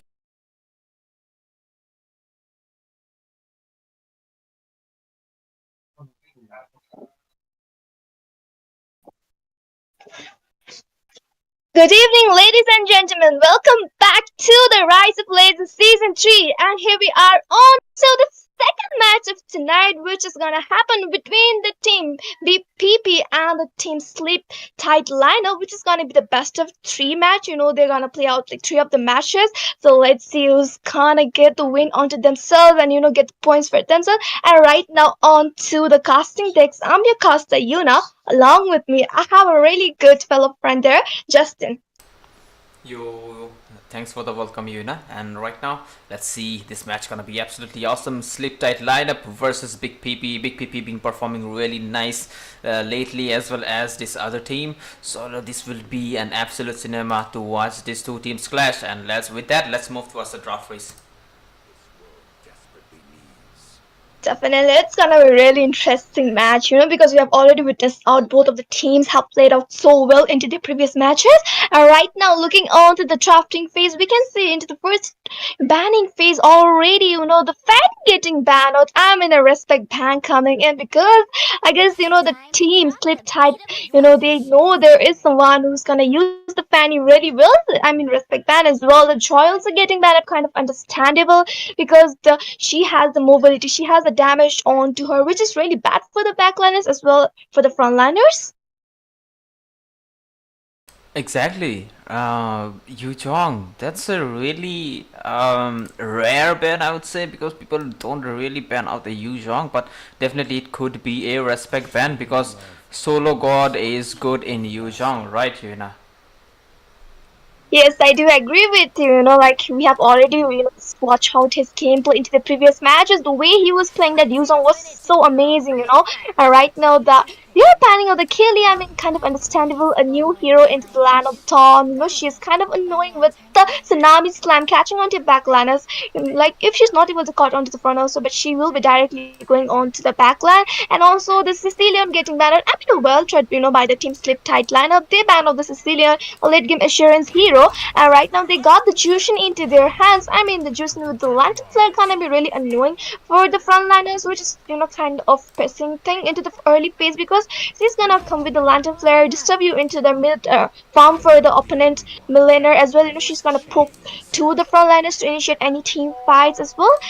Two of the heroes coming from the side of the team BPP. That will be the Lucas onto the EXE lane and the Gin with the Hylas over into the roaming position. Absolutely. Those heroes are really flexible right now. They even the Lucas can go in the jungle as well, and it is working in the jungle with the damage build too. So it's a big question. But right now we can see Skull locking that Juxin as well as the Harith and the Phobius. A really good combination. But we can see an Angela has been logged from the side of Team Big PP. They might be planning to combine it with the Lucas or maybe a really good jungler that is an Alucard like we saw yesterday. So it might be it might be the Alucard right now, but we can see the Badang is getting banned. They are trying to decrease the CC that might come from this team, since Badang can be played as a roamer as well. So this is a really good call to actually ban him out. Yes, I do agree with you. And right now, let's see which hero Zohan will be banning out. I guess they're gonna go with some jungler or maybe the gold laner ban because right now the team BPP they don't have the jungler as well, the gold laner. Oh my gosh, but they are banning out the Matilda. I mean, okay, understandable, but I guess the team BPP won't be going for the Matilda pick anymore because they have already got their mage as well. They have their roam, so I'm kind of confused like why they ban out the Matilda. So Justin, why do you think like they just ban out this hero?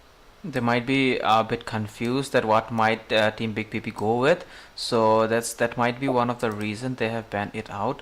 But definitely it's not the case. The Matilda might not be a necessary ban in this scenario, but it is what it is. They have banned it out, so hopefully it works out for them. And as well as looking at the other phrase, the Cathode has been banned, as well as the Iruthel Granger is still open, as well as the Claude. So Claude is actually working really nice in this current meta, so it could be one of the hero that that had been used, but it seems like it will be a Granger too. But yep, it is a Granger has been locked from the side of Big PP there.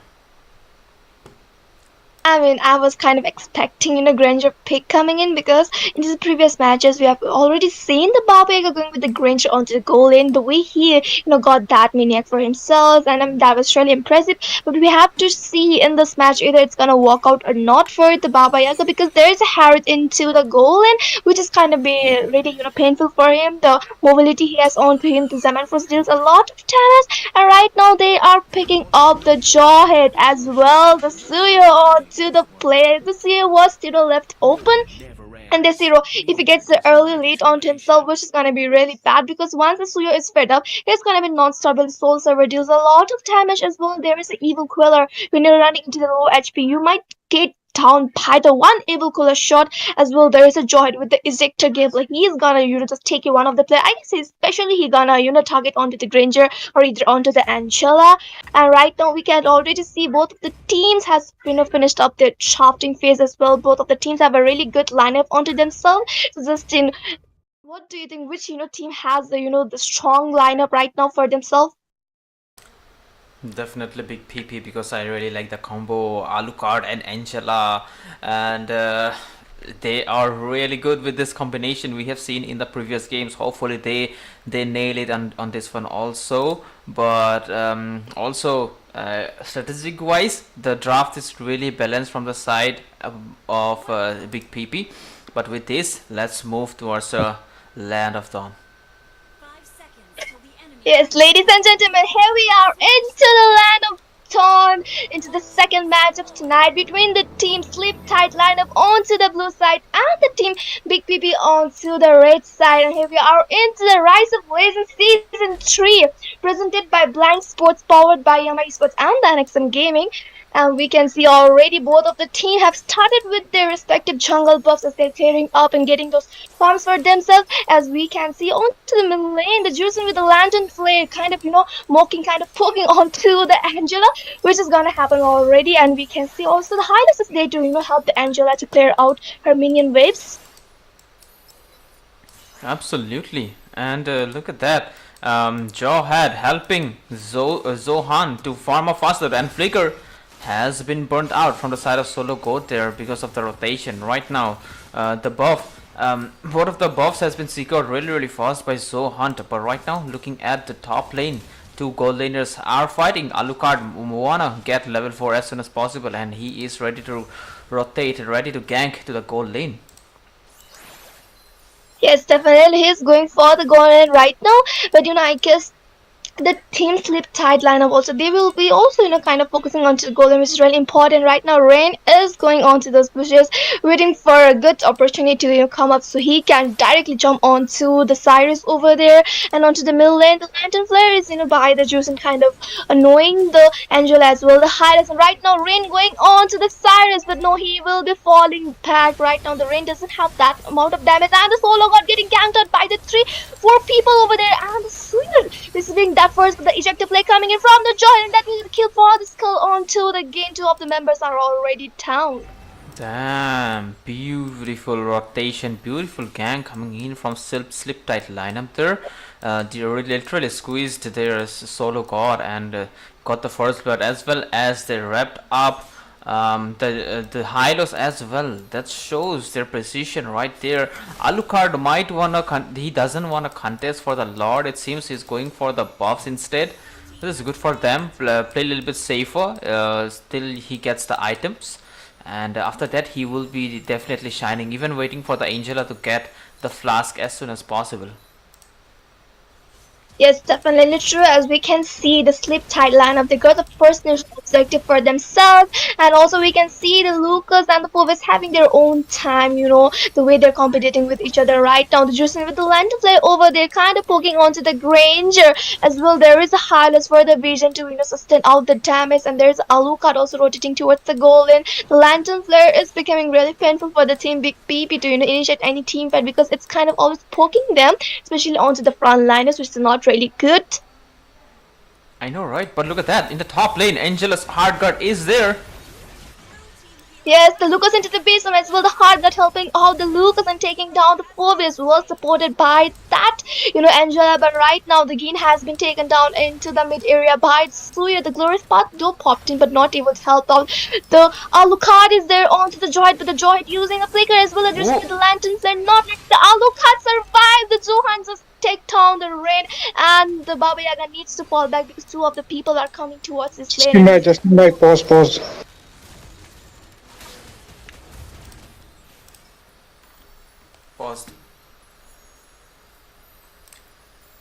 So, ladies and gentlemen, we have been called for a pause.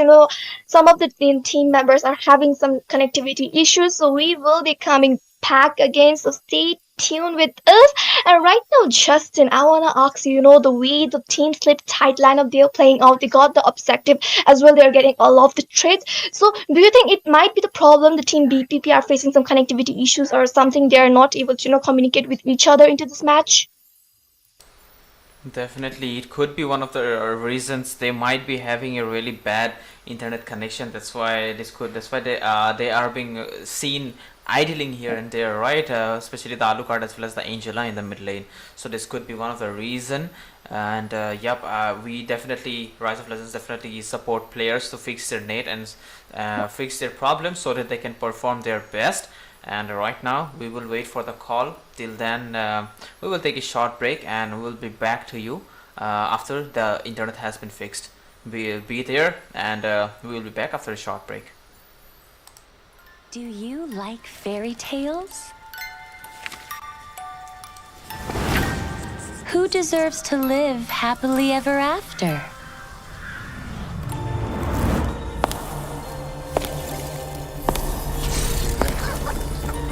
Be good, and you will have a loving home.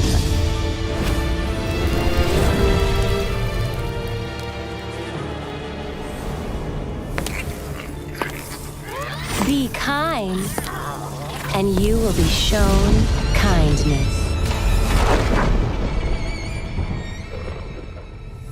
Be gracious, and you will find true love.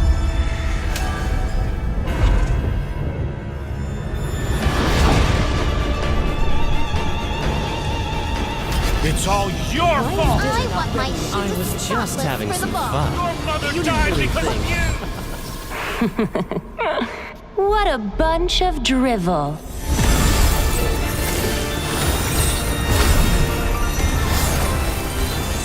Break those chains! Embrace your rightful power!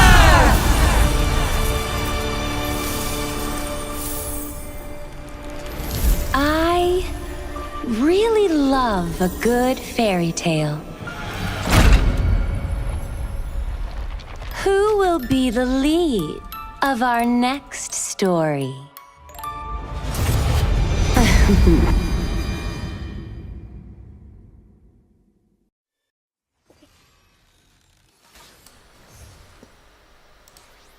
Yo, ladies and gentlemen, we are back into the Land of Dawn after the connection issue being fixed from both of the side. I hope it's resolved, and with that we are back already. So Yuna, what do you think? How they might perform now? I have a feel they might be performing better, but right now they do need the turtle, right?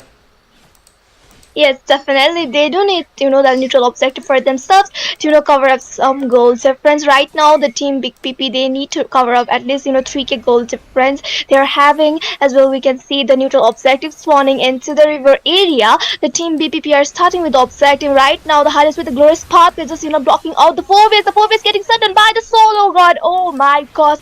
As well, the Johan is present out there. The Jushin also. I guess, the Jushin gonna poke in with the lantern flare out to the front liners, and yep, she's with the lantern flare onto the front line. And right now Rain is trying to get the neutral objective as well as Suyo becoming ready, and with the able queller, Suyo taking down the neutral objective for themselves. Oh my gosh, as well the Johan receiving onto the solo god. The Gin needs to fall. The Ring of Punishment hasn't called it, but no, he won't be surviving. Or the lantern flare not giving him to any chance to just kept out. Oh my gosh, they didn't get neutral objective as well. They lost two of the members. Definitely, that's not really looking good for Big PP. They do needed the turtle, but Suyu, it's a hero. It's a hero that you can steal the objectives really easily with it. But right now, Alucard with the pursuit, it seems. Definitely, the Alucard is charging, but oh no, the Alucard getting shot down by the skull. The Lantern Flare, the Crimson Bacon over there dealing a lot of damage. The Harless with the Gross probably already popped in. Oh my gosh, the Granger needs to fall back. The Hard Gut has popped in from the Angela onto the Granger. The Summon was dropping in, taking down the Gain. And the Skull is so low onto the HP. The Granger needs to fall back. He's so low onto the HP as well. The Angela, they are getting surrounded by 3 of the people right now, and it's not looking so good for the team BPP. Absolutely. They are going for the Granger, it seems. Definitely Granger solo onto the HP as well, because it's the Jawhead going and trying to use the ejector onto the Granger. Oh my gosh, the Granger survives. Oh, there's Alucard. Baba Yaga getting the kill onto the Jawhead over there. That was a really close call for the Granger. Lucas into the base of targeting onto the Jawhead as well. The Grace probably popping in. The Zohan has been taken down by the Lucas right over there. The Jushin with the Lantern Flare, not letting his teammates suffer. And oh my god, the voice statement episode over there going on to the team fight onto that game. And right now, Hardgut also has been popped in by the Angela right there. Oh my gosh, the Rain getting the kill onto the 4 base as well. The Jushin needs to fall back from the situation. Oh damn, 8 for 5, and definitely Team Big PP are trying to clap back. They are trying to get the farm. They are trying to take the people down. They need the Suyu down. They need the bounty on which is on their head right now. They do not want to contest the Lord, because the Suyu, it's really easy for him for steal it right now. Suyu have already started the turtle. Alucard might want to give the rotation, but Jin giving the vision right now. Glorious pathway. Are the popping as well. The ejector coming in from the Joy. The turtle has been taken away by the Suyo as well. The Rain has been taken down. The Lantern and not letting the Gain fall back. We can see the Johan getting the kill onto the Gain as well. The Solo got suffering out. The Head getting the kill. The Angela needs to fall back. Thorfinn is a really bad situation, and the Thorfinn getting shot down. The double kill by the Suyo as well. The Granger, the Infernal Buzz is coming into the play. The Gamster with the Rhapsody over there, but not able to survive out as well. The Theater, it has been fallen down. Absolutely, they are squeezing out turrets right now, bullying them inside their turrets, knowing the farm difference. So Big PP have to stay in a little bit stronger. Maybe try to make it late if possible. They do have the wave here. Look at that. Yes, right now the Lucas into the base from oh my gosh, but no, it won't be working for him as well. The Alucard with the Angela Hardgut popping in. Alucard so low to that with the Suyu receiving a double kill onto the Alucard as well. It's not looking really good for the team BPP as the team split tight lineup. They are playing out so well. They have got a lot of advantage for themselves. The Suyu getting the early fade up, and right now Suyu targeting onto the Thorfinn. Thorfinn so low onto that with the Soul Saver coming into play. The Thorfinn has been taken down as well. The 2 fast for you has been taken down by the Granger, but the Granger so low onto the HP. You see with the Soul Saver over there, but no, he needs to fall back. And I guess, as well, the Jawhead will be falling back because the Granger needs to give the recall to his base to get back his HP again. Absolutely, Skull being really useful, being a really OP utility mage against an Alucard. I would never pick an Alucard against a Jukshin, man. She is really hard to catch, and the passive of the Jukshin will always not let Alucard come closer to her. And even if he comes, the team backup will be there till he actually makes the HP low of the Jukshin there. But right now, he is getting bursted down. Look at that. Definitely. Oh my god, the Evil Cruel taking down the Rain inside his home base. That's a crazy amount of damage the Suyo is giving in. As well, we can see into the river area. The first, the Lord is spawning soon, and it already has arrived as well. They are just clearing off the minion waves. It's not letting, the team BPP to just come out of their base. They're just kind of, trapping out them into their own base. Yup, Conceal has been popped. They are trying to do an attempt to take someone down. Definitely the ejector play coming in as well. The Solo Guard has been taken down by the Hide. The Gross Path popping in. The Rain with the Angela's Hardgut over there. Oh my god. So low onto the HP, and the Angela getting a kill onto the 2 fast for you. As well, the Rain has been taken down. That was crazy amount of damage. The team fight initiation. 2 of the members are down from the team BPP. Absolutely. That was beautiful, but right now Zaman Force has been used. He's low in HP. Definitely great decision to retreat. Right now they want a Lord.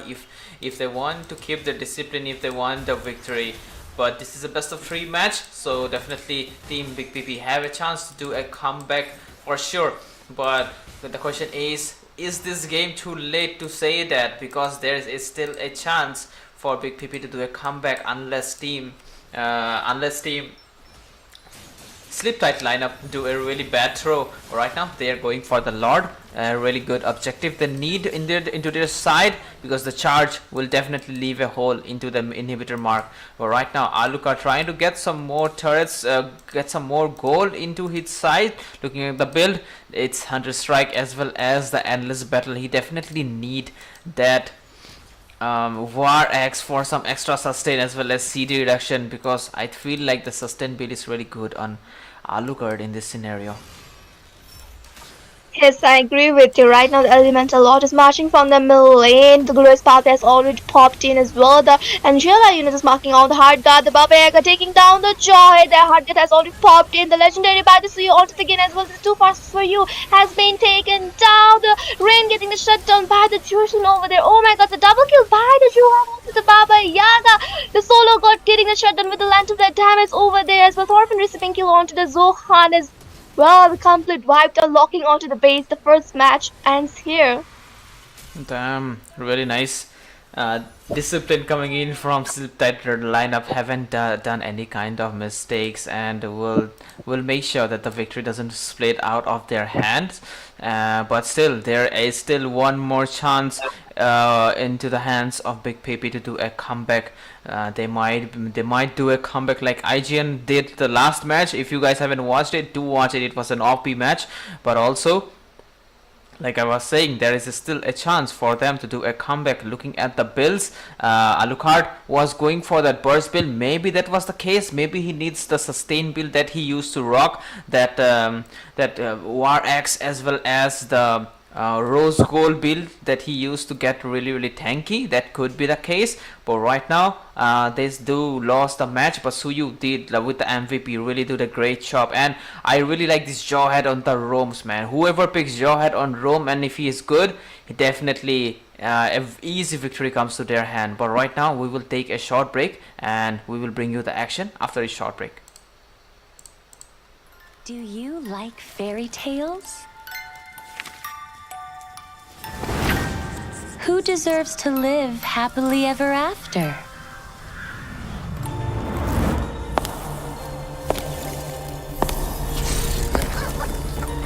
Be good, and you will have a loving home.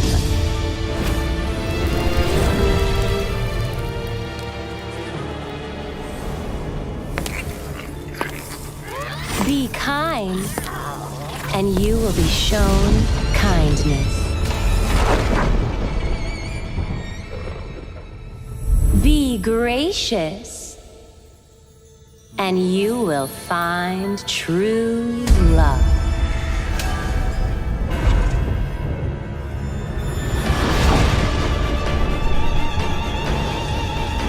It's all your fault! I want my yeah.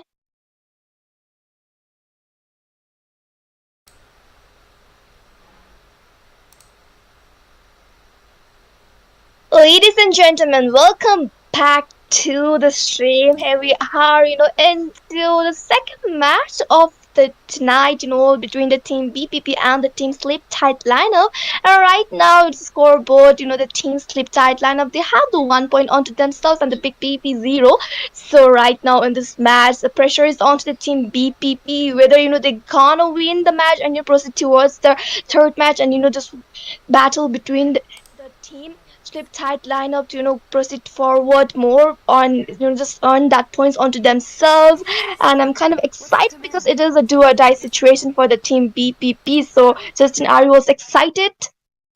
Absolutely, I'm excited. Like I said, it is a do or die situation for Team Big PP. If they don't do it, and right now they will definitely fall, and they will fall hard. So definitely they have to stay focused, get the best out of them, and have to get the win. Have to win this match to challenge Team slip that lineup for another best of 3 match. But right now, looking at the bans, Fanny has been banned, as well as Louis and Phobius has been banned. What you wanna say on that? Interesting plans are coming in. That is the four ways kind of understandable because the four ways, deals a lot of damage, and into the last game he was doing so well. And also there is a Louis, the anytime a Louis and the Tiger maybe some combos kind of popped out because with her diversion play, we already know she gives a lot of surprise. Once you are alone and once you're getting ganked up by some of the people over there from the opponent as well, she can take all of the member from one lane to another, and that is a really good advantage to have. So I guess they don't want to see any diversion gameplay as well. The Padang getting banned out, kind of understandable.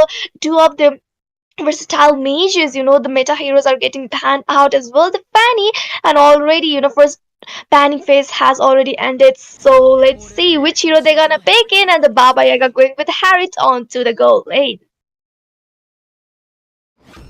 Absolutely, Harriet has been locked from the side as in the first pick, as well as we can see a Yu Zhong has been locked from the side of Slip That lineup.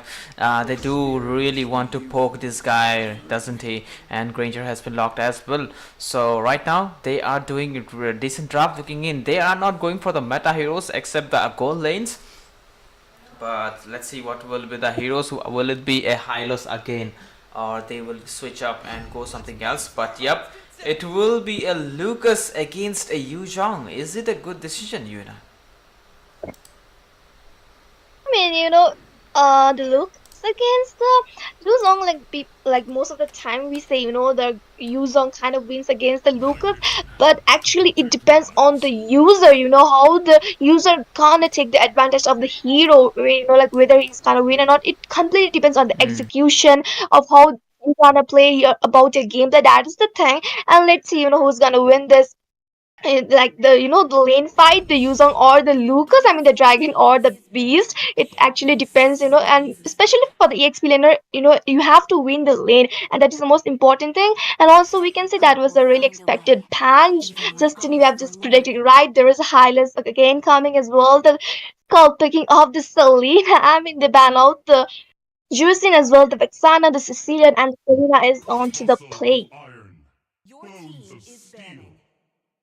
Absolutely, Selena into the play, but right now they will ban out the Angela. No more Alucard or Angela on the house from for the side of Big PP. And right now we can already see Katot has been banned. They do not want that hero jumping around with insane mobility as well as insane tankiness. Right now we can see they are taking their time for the ban. They might want to ban out the potential I was about to say hyper, but right now we can see that Hilda is getting banned to avoid the invade potential that might come. But right now, is it a Franco? Oh, it is a Franco. Gonna be locked from the side of Slip That lineup. They do want to make the match a little bit spicier. Yep, that is true. And the Franco has been locked in the Iron Hooks. Let's see, how we're gonna see into this match, which will be kind of really painful for the marksman as well onto the mage and also onto the jungler. And right now, let's see Team Big PP, which hero they will be picking in for the jungle position as well onto the middle lane.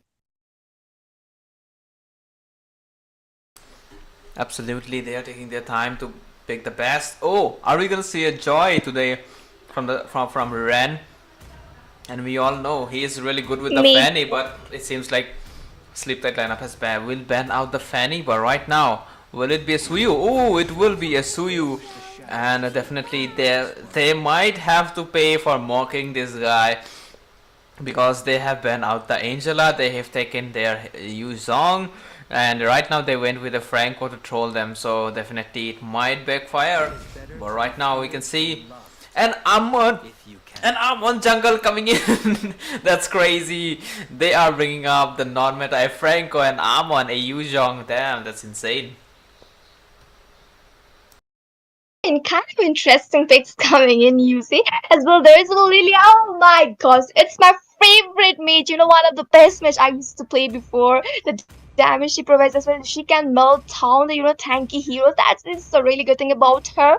It's gonna really annoy them, and if the user is good, it's gonna be really painful. Not in the early phase, but proceeding towards the mid and also onto the late, it's gonna be really painful. And if you are really good Lilia user, you can literally carry out the team. I can say it because I've already done a lot of times. Yeah, the early game strength of this hero is insane. From the level 2 mark, she deals absurd amount of damage. So definitely that might be the reason it is one of your favorite mage, I could tell. But right now, the EXP laners fight gonna be absolutely legendary to watch. A Yu Zhong versus and Lucas. Let's see who will win. Yep, it's gonna be really interesting. And ladies and gentlemen, here we are into the land of Dawn, between there is a match going on between the team BPP and the team Sleep Tight lineup. And looking on the scoreboard, I have already mentioned the team Sleep Tight lineup. They are leading with 1 point, and for the BPP, it's a do or die situation. If they win this match, they can proceed towards the third match and just fight for the point. And right now, looking onto the rotations, the Franco's trying to kind of poke in with his Iron Hook, but the Gin is present at there, not letting his jungler suffer. Absolutely, Abyssal Arrow. Oh, look at that hook! Oh my god, the Iron Hook onto the Gin. That was so amazing. I mean, it was so beautiful, the Franco going in with that. And looking onto the bottom lane, I guess Suyu gonna rotate towards the goal lane as well. The Amon is present at the top lane. Yeah. This time also, the team Sleep Tight lineup kind of thinking to weak down their EXP laner. Yeah, but right now the gold laner of Team Sleep Tight lineup was in trouble. That's the result of the hyper not rotating to the gold lane first. Definitely they are showing it right now. Baba Yaga almost about to take Cyrus. He will not let him recall for sure, but right now in the mid lane we might see a clash. Look at the hook.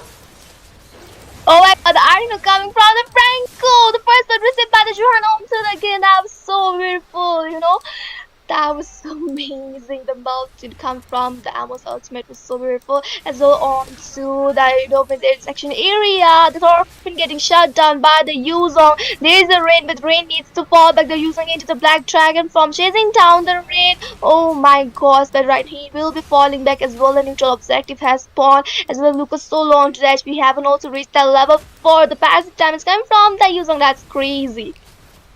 I know, right? They are already ready for the first turtle of the game, and Pentagon might want to get level 4 along with the mage. They did a really good rotation by the Selena. As far I can see right now, they are already starting the Lord. And look at the gold lane. These two people are fighting really nice. It's like equal battle for so far, but right now let's see who will get the turtle. Suyu not even close to the turtle, so definitely it will be the Amon that will have an easy time getting the turtle. Definitely, the first neutral objective have already secured by the team SLTL, and right now the Gin is into the trouble. He needs to fall back though. Poking it so much, it's the Hydus. No way. Your hero got taken out there. The bloody hunt, they didn't let her use her ultimate, and she just got taken out. Right now Jin as well as Skull might be able to take out Selena. Definitely Gross Father popping in as well. The Rhapsody, the Baba getting the kill onto the Skull. The Frank was solo onto the edge with the was dropping in. The Baba Yaga getting the double kill. Finally, they are opening up a book for themselves. This is looking a little bit better for the team BPP. Absolutely. Right now they are forcing the turrets to gold. That's good for them. Cyrus trying to defend it, but he is in no condition because Hylos is there tanking all those. That's not a stun is there. Oh, look at that solo god. Definitely solo got onto the beast form. Oh my god, Iron coming from the Frankos. That was crazy. The Baba Yaga getting a shutdown by the Selena. Oh my god, solo got onto the Amon. So getting sandwiched out, and the Rain getting a kill onto the Zohan as well. The Iron Hook coming in from the Franco onto the Gin, but he will be falling back as well. The Lucas needs to fall back. He's solo onto the edge with the Black Dragon kind of haunting down the team BPP. He's kind of charging in right now onto the Gin. The Gin has been taken down. Rain as well. The Thorfinn needs to fall back. Oh my god. Black Dragon not, just backing off. He's like unstoppable right now. The Rhapsody damage coming in from the Granger as well. The Baba Yaga is there to, just fight out, give some damage, but he needs to be really careful. Right now, the Black Dragon so low onto the SP, too far for you, so low onto the SP, and the Baba Yaga getting a kill onto him. Absolutely. Nice clapback coming in from both of the teams. Too fast for you has been taken down, and the trades are looking really good right now. The jungler is in top lane, an easy turtle for Big PP right there. Ironhawk has been used, but it won't be much impactful, but it definitely pop out the Sacred Beast mode for no reason by Solo God there. I guess he got a little bit panicked out of the situation. The first Pablo popping in by the high lows. The Baba Yaga getting the kill onto the two parts with the Rhapsody spam coming in from the Granger. Double kill by the Baba Yaga onto the Franco. As well, the Amon is coming into the middle lane. He's so launched the HP. The Granger getting the shutdown, but oh no, the Skull taking down the Rain. Yeah, nice abyssal arrow coming in from him. Will take out the hyper of the team, but right now they are still winning. They are winning in terms of map control. They are winning in terms of getting the buff, in terms of goal differences. Oh, right now the Black Dragon farm has been used. Definitely the Black Dragon form has popped in, taking down the Gain as well. Solo got falling back. The Baba Yaga getting shut down by the Skull. He got literally sandwiched out into those walls, into the bushes, by the three of the people. And already we can see, the team Swift tight lineup. They are not giving a good time to the team BPP every single time. They're making something hard for them, for the team BPP. And looking onto the bottom lane, the Granger is trying to take down the tier turret of the bottom lane, just to open up some more spaces to go into the team fight, which will be really easy, and we can see the tier turret falling down. The Iron Hook could be coming in anytime. He's waiting for the perfect chance. Solo God, kind of a bad position. Definitely, the Blood Hunter gone to the Solo God. Cyrus getting the kill, as well as Baba Yaga getting the shot down. The Growth Path popping in by the Hylas, but the Hylas is not into a good position. He was inside, the 4-5 people. Oh my gosh, that was not really good as well. Lydia needs to fall back onto the top lane. The Suyo is trying to do some split push and trying to take down the tier turrets. The Suyo was great buff also getting stolen out.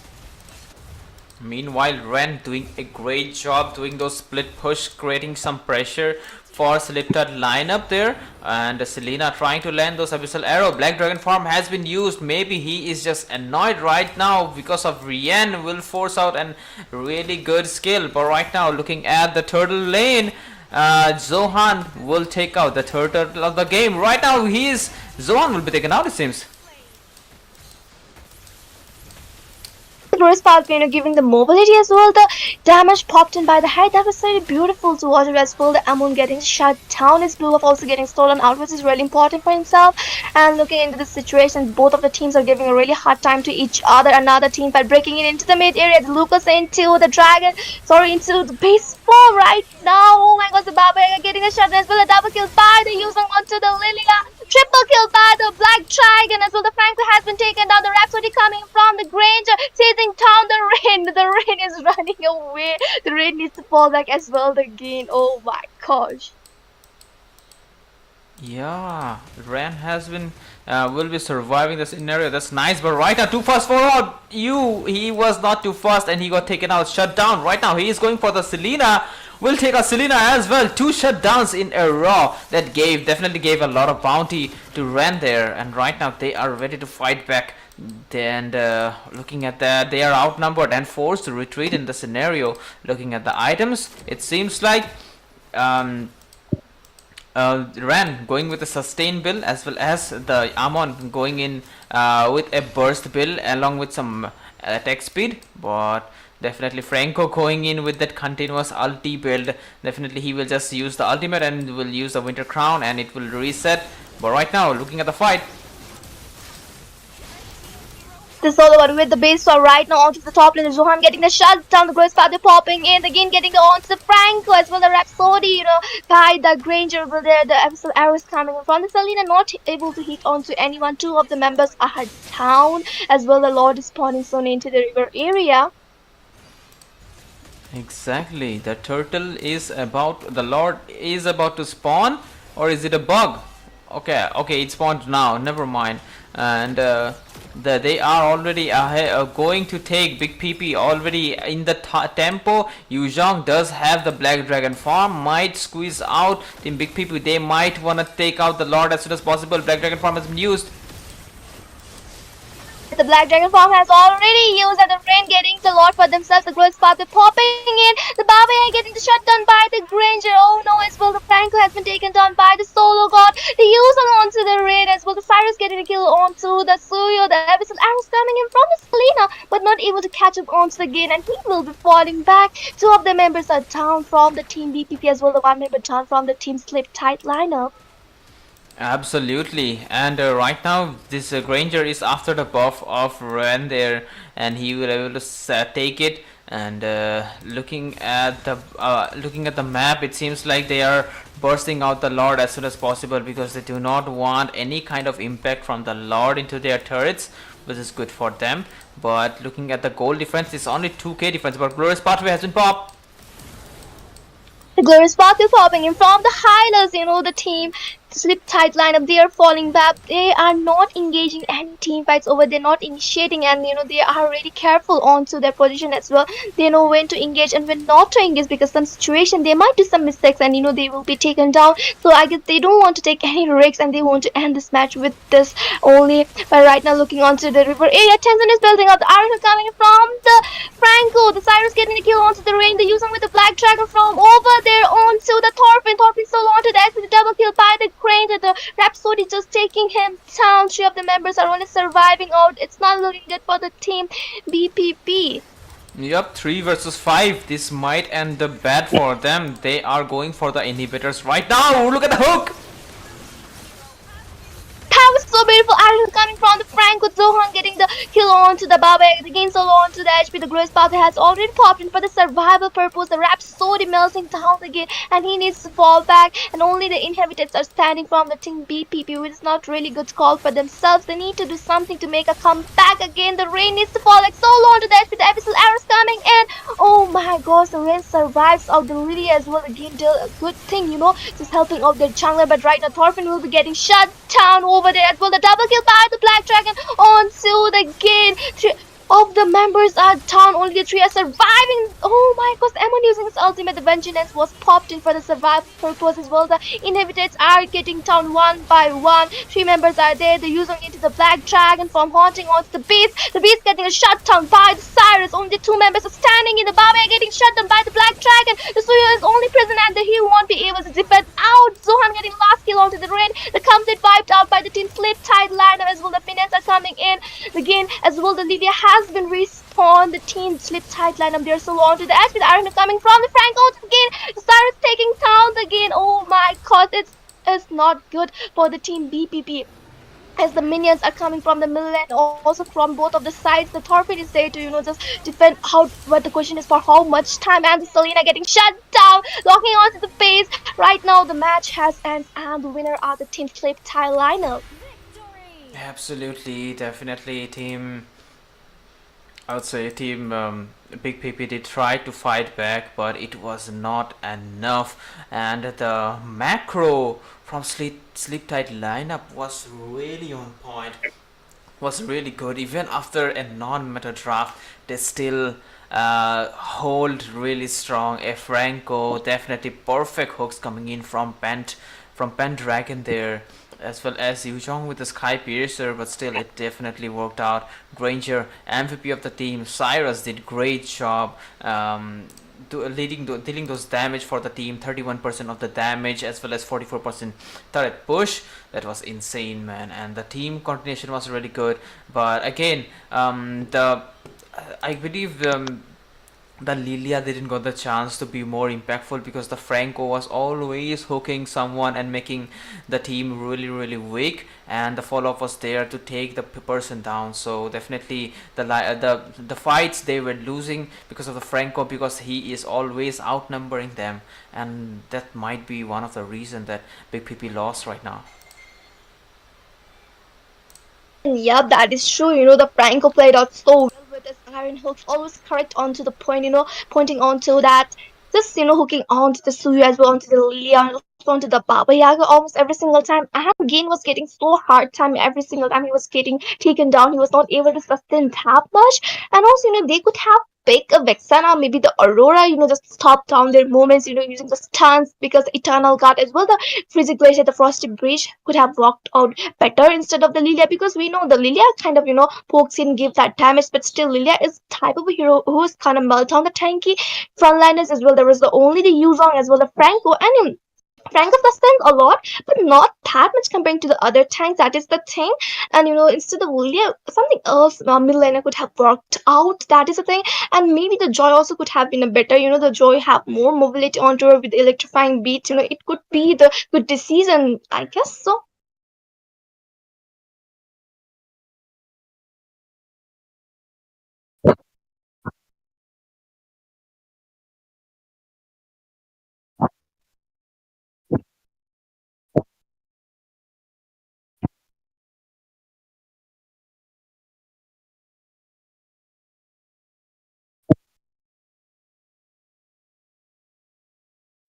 Do you like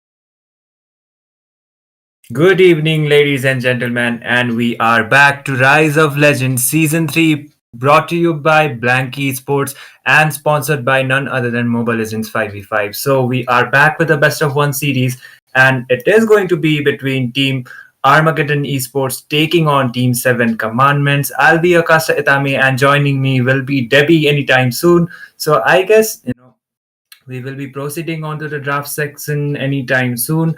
Till then, I'll give you a quick recap regarding what happened. Armageddon as well as Seven Commandments, they have won one of their respective matches yesterday. So here they are, and they will be battling out onto this best of one series. We have already proceeded with the bans, and looks like the Fanny as well as the Kalia is getting banned out from both the side of the teams, which is acceptable because these are the heroes which are the hot picks right now. So both of the teams, they are doing some decent bans, and I guess Debbie has joined me. So welcome, Debbie. Oh, hello, Itami. Wait, this is gonna be interesting. Oh, there we go.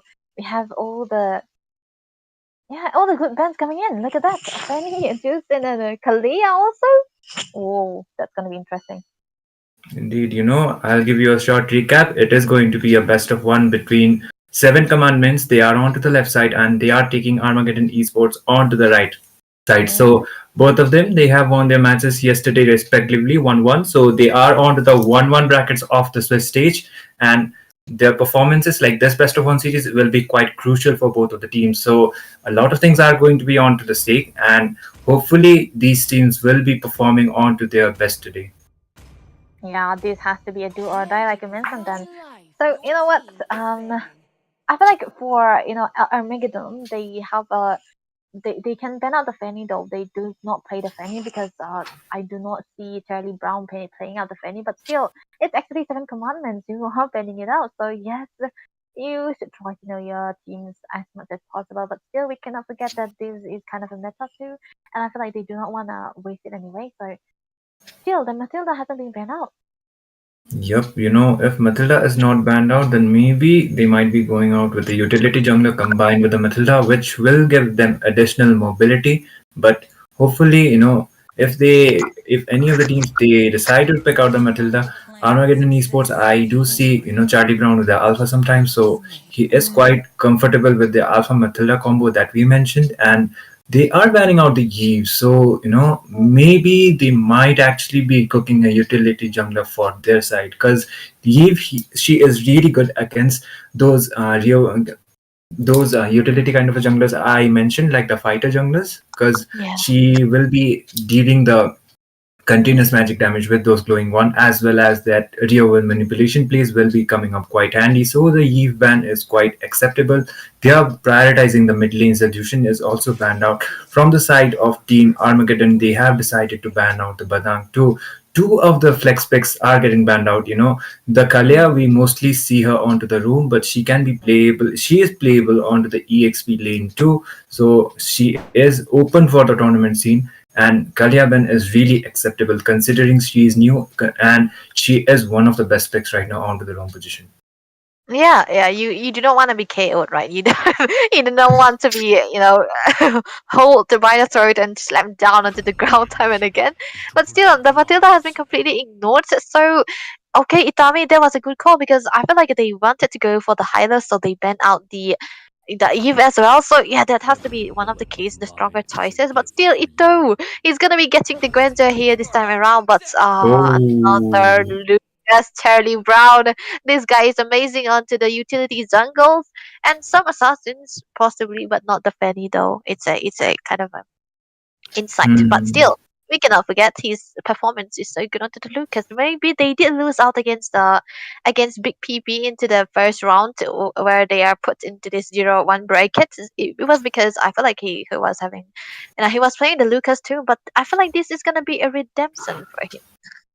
Indeed, the Lucas, it can be going on with the EXP lane too, but apparently Charlie Brown has locked it quite instantly. So hopefully that will be Lucas jungle.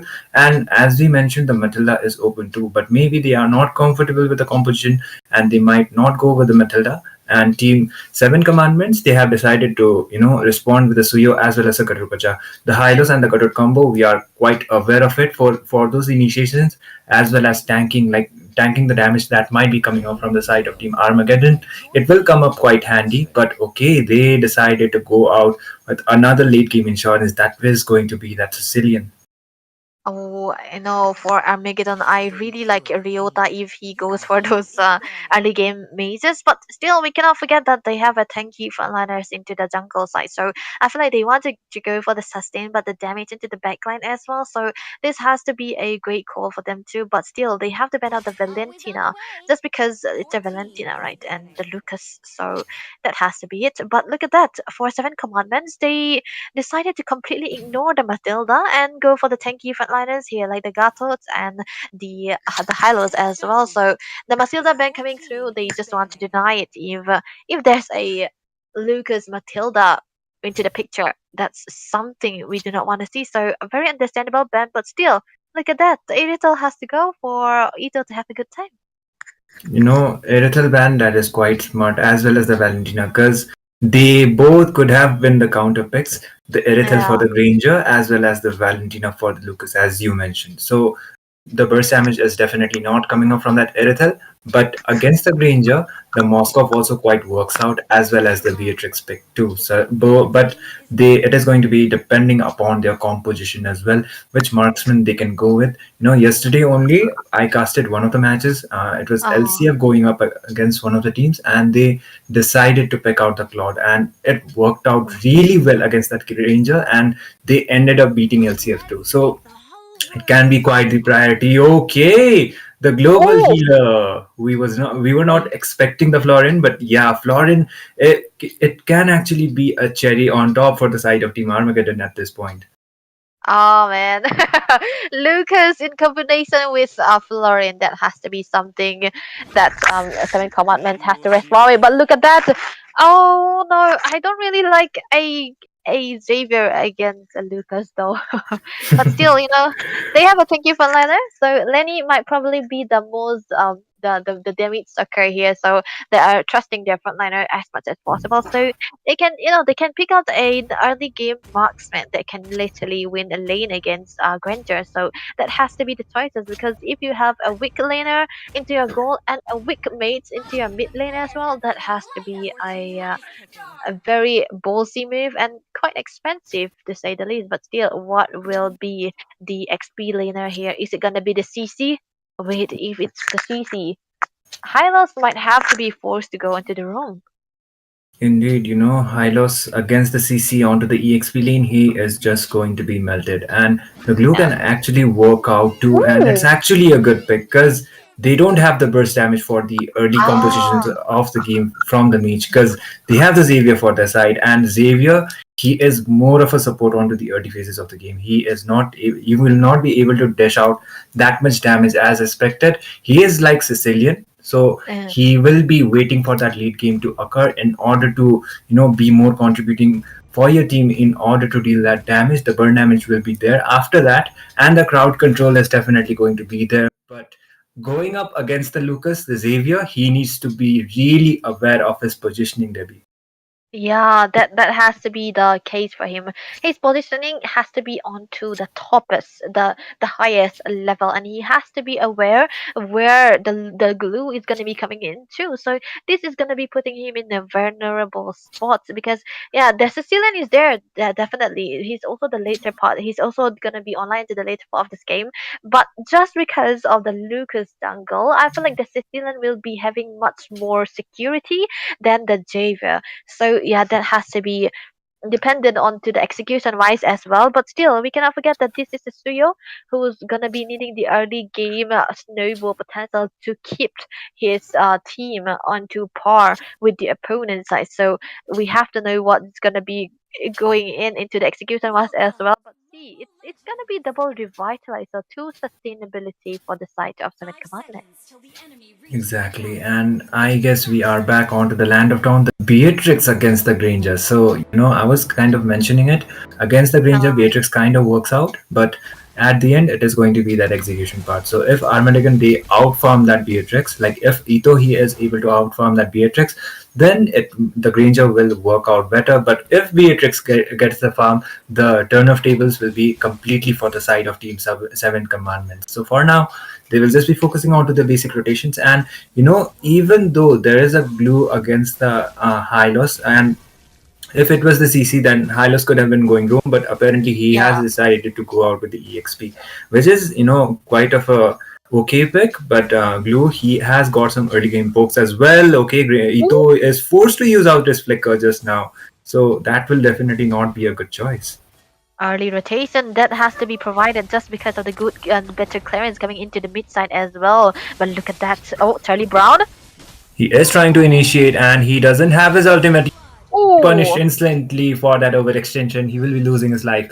And the first blood going for the side of Team Seven Commandments. They are trying to gank up into Ito as well. Ito doesn't have his flicker, and he will be forced to retreat out. Oh, you know what? This is the story. This is the story if you have a better, mid lane clearance that you have against. Look at that, Nagato with the stun. Oh, the taunt is already there. Florin was quite low, but still they will not be able to take her down. And looks like the turtle will be spawning onto the few seconds.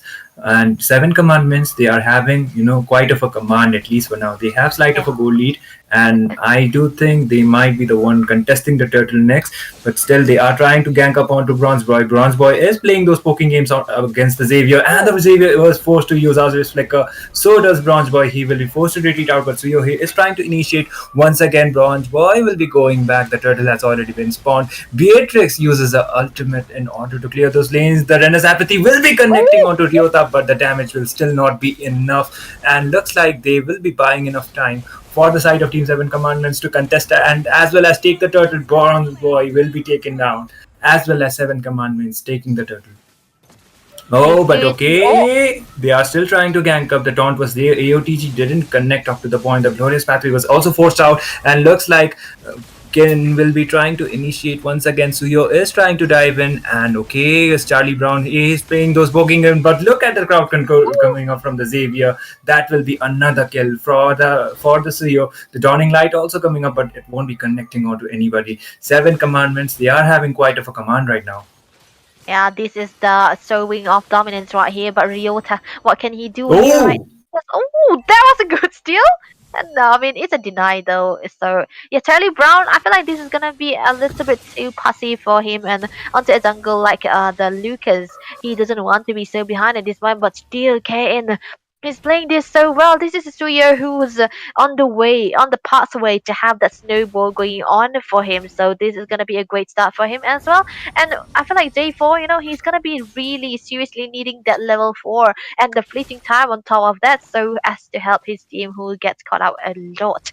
But I feel like Armageddon, they are in shambles in this game around. But look at that, the top there might be something, but nothing of some sort just yet. But already 7 Commandments, they are having a good start, but we cannot forget that this is just the start. Indeed, Bronze Boy was getting quite poked down. Okay, they are playing those poking games, but still, Armageddon are not yet registered a kill for their side. So he was trying to initiate, but okay, the damage will still not be enough. And for now, they are just playing those poking games, and looks like, okay, Team 7 Commandments, they still have the command. Beatrix with that taunt, and that will be a killing spree. Ito will be taken down. That was a really good trade, considering that's a co-leader for the side of Team Armageddon. And him getting taken down might be a plus point, but looks like there might be an initiation. The Glorious Pathway also coming up from that high loss, and they are trying to initiate. Lucas comes up. This time, finally, Charlie Brown gets the shutdown onto that Suyo. They are still trying to initiate. Charlie Brown will be able to sustain the damage or not. Bronze Boy will be taken down onto the process. The burst was there. Sicilian is able to take him down, but still the glue is alive, and they are able to find those trees. The turtle has already been spawned, and looks like Team Armageddon Esports will be getting their vengeance. Okay, Beatrix is getting quite poked down. She might be the one taken down next, and she does. She goes down. Cutthroat Kacha goes down as well. Ryota will be able to get a kill, but still Armageddon Esports gets the turtle. Oh, that was a great clapback. That was a good clapback for Armageddon Esports here. They were down to 0-3. I mean 3-0 kills, and now they are messing up to the 4-4 kills count for both of these for 7 commandments as of now. And good early rotation from Ito here, able to get all the gold platings into this tower as well as the minions too. So this is gonna be a redemption of how much he have been losing, and recycling that goals into the equipment as well. But look at that bronze boy, always omnipresent. This guy. He is trying to play those poking games in order to take one of them down, but I gotta give commendable performance for the side of for the Xavier. Actually, he is not taken down once, and he is able to do the crowd control that 7 commandments needs. But still, Ito, he will be able to secure the first tower for the side of Team Armageddon. And first, onto the early phases of the game, Armageddon was quite struggling, but still they looks like slowly but surely they are getting their pace back, and hopefully the third turtle which will be spawning, it will be deciding the entire scenario at this point. And I feel like this time around Armageddon, they can try to contest for it too, because I feel like even Ito, even if he was losing out quite a lot, he was able to catch up to the farm, even though he's actually near to 500 goals behind. But look at the flicker, it was baited. So yeah, Bronze Boy, this guy is such a nuisance onto the glue. And I feel like if he doesn't have a good early game, glue wouldn't be able to do such thing. But look at him. He's being such a nuisance on top of in front of the players here. Yep, the zoning is definitely there. Okay, Lenny might be taking down the time, and there comes the ultimate coming up from the glue. He did stick up, but okay, Lenny will be able to sustain it for now. And the turtle might be, going for the side of Team Armageddon Esports. Ryota was caught by the AOTG, but still the taunt was not there, and Beatrix came up. Okay, so he is still ready to go in, but that won't be worth it. Charlie Brown will be able to get a kill, as well as the turtle for the side of Team Armageddon. That was quite a gamble kind of a situation, but Ito was able to get a kill onto that Beatrix. But still onto the mid, Ryota did fall down. So it will be a 1-for-1 trade, I do believe. No, it's a 2-for-1. And Armageddon Esports, they are getting back the pace. The Glorious Pathway has been used out in order to initiate. The taunt is there, and Florian will be taken down for that taunt, as well as the crowd control coming up from Gojo Satoru. And I do believe, 7 commandments also, they are fighting back. They are fighting back. They surely do not want to go down without any compensation on top of that. So this was a good call as well. And like you mentioned, I do really like what Xavier is doing in this game, because he has been able to... What was that, Itami? He just got taken down, and as soon as I do think that is a caster's curse, but okay, that will be a double for Ito. He will be diving in, and he might get the triple, and it actually might be a maniac for him. He is trying to land those hits, and it will be a maniac for Ito. He is able to find those trades, and that is a complete wipeout for the side of Team 7 Commandments. If this is not a redemption, what is it gonna be? Because early game, they were settled down. They were scrambling just a little bit and even falling like dominoes all around the map here and there. But what a good cutback coming out from them as well. But Stewie, I don't think he'll be able to defend this turret just yet. But what a good objective-minded squad this Armageddon is, because they have been able to play around the map, secure out the objective even if they fall down into the fights as well, because they know that they are quite behind. But this was now they are not behind, they are the one actually having the lead. Charlie Brown! He is trying to go in. The EOTG did connect onto Charlie, but the taunt is also coming up. Dawning Light has also been out by that Xavier, and looks like Charlie Brown will be able to land those hits. Gatot Kacha was trying to sustain, but that will be a monster kill for Ito, and he will be able to get that kill. The Lord has already been spawned, and I do believe Armageddon, they will be focusing on to that objective. As you said, they are focusing on to that objective based game, and it is actually pulling off for him. It will be an uncontested Lord unless Suyo comes up with a clutch retribution. The Dawning Light has been used out, but it is way too early. They are doing those zones onto the Suyo, and that will be a Lord secured for the side of Team Armageddon. A very easy Lord, but 7 commandments, they do have a good clearance with the Beatrix, with the Xavier too. But look at the single clause. Oh, that was a flicker baited out, so no flicker for the turtle. The Lord defense for the side of Xavier. So yeah, this is gonna be a good clearance still nonetheless, because this is a Xavier, but still they have a good joint potential for Armageddon Esport because Bronze Boy is still alive. So what can they do here? What is gonna be the focus for Armageddon? Indeed, okay. OTG connects on to 12. There comes Seven Commandments trying to initiate. The taunt was also there, but Sim will be taken down. That will be a godlike for Ito. Bronze 2 Boy. for 0. They are trying to go in. Larry with those pokes. Bronze Boy is trying to bring out Hylos out. He did, but okay, but still. He is not able to get that kill, but the damage coming out from that Sicilian is quite massive, and they might be able to take down that tower. Look at Charlie Broy going all in. He will be able to find those streets.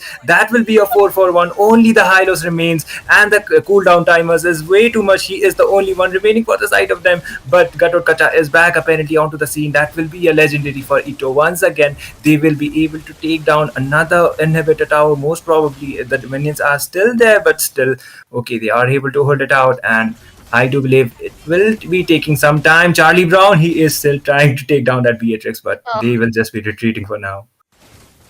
he was trying to say suck waves on your Oh, face, oh, but look oh, at oh, oh, AOZ. oh.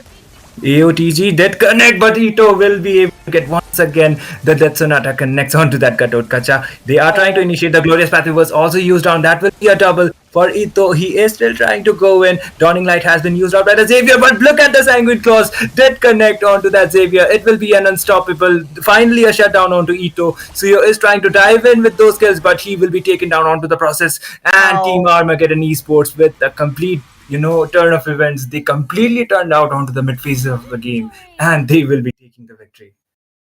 What a good game indeed for Armageddon Esports. They weren't able to take a game onto the Lucas into the previous games, right? And now this is a redemption arc for them. And it was early game. I feel like Seven Commandments, they had it in their favor. They were able to be into the driver's seats. And we were even talking on how much of a snowball that Suyo is gonna be needing. And KN, unfortunately, they weren't able to keep their economy into their hands themselves, because a good turnabout made by Armageddon has to be the one making Seven Commandment fall down. And from then on, they started taking them down. They had the guilds, they had the kills, they had the equipment. And you know what? The maniac secured by Ito has to be the greatest turn of events for them as well.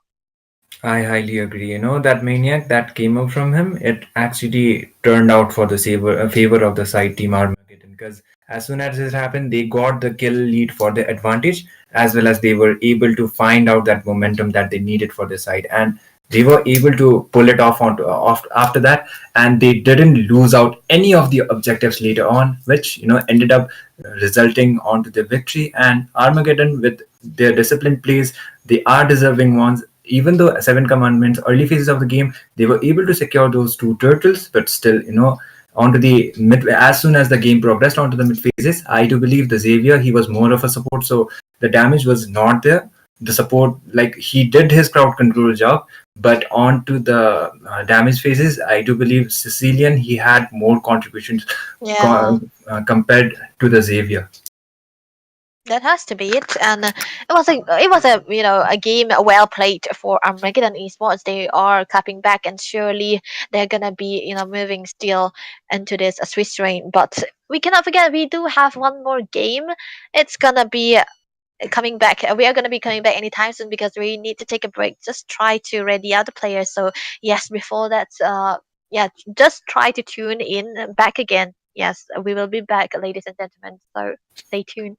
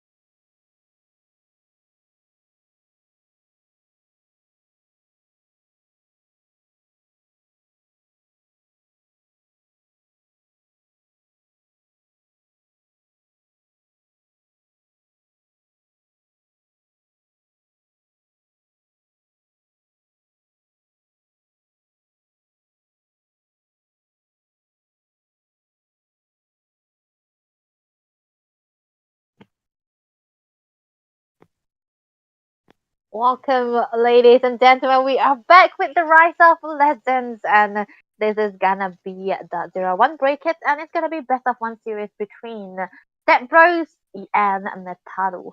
So this is gonna be a legit showdown in a best of one series, and the winner is gonna be moving forward. But still, before that, we have to introduce myself to you guys. It's gonna be me, No Team, Debbie, and alongside me, it's gonna be Irina with a different profile picture, of course. Hello, Davy. How are you doing? Yeah, I'm feeling very good, and I'm feeling fine that I can see your picture clearly now. But yes, without further ado, let's jump into the drafting phase because Step Bros are gonna be into the blue side, and it's gonna be Mitaru onto the red side. Oh, wait, we are seeing a Joseph here. Okay, not traitorous Joseph, perhaps, but still, yes, the bands are in. Yuna, what are your thoughts? I mean, yeah, the bands are coming from both of the sides already. Standard bands are coming, and the Fanny, we already know the mobility queen with the cables. I mean, a good choice to keep safe your backliners, as well, to have the really amazing EXP lane getting banned out. I mean, the Dang is a pick. I mean, he can go onto the roam onto the EXP position as well. The new hero Kilia is going to the banning pattern. I mean, kind of expected, and I'm thinking, maybe the next ban will be the Jushin, or maybe Suyo, or might be a Joy. Oh, enjoy.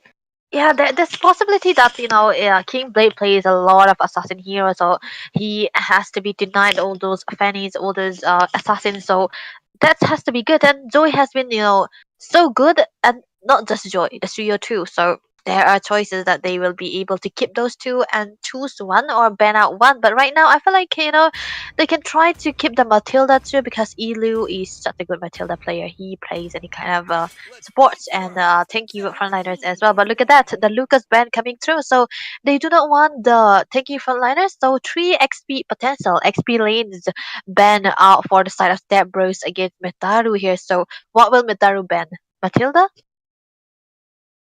Yep, Matilda or maybe the Jushin. I'm counting for Jushin right now, or maybe the Matilda can get the ban. Oh, I feel like they people has been trying to ignore juicing this time around, and it hasn't been banned, or even if it's not banned, it hasn't been picked much. But still, okay, no, nothing.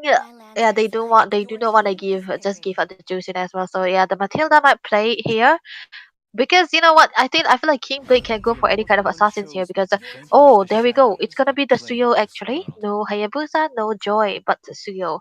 No Matilda on top of that. So will Materu go for the Matilda?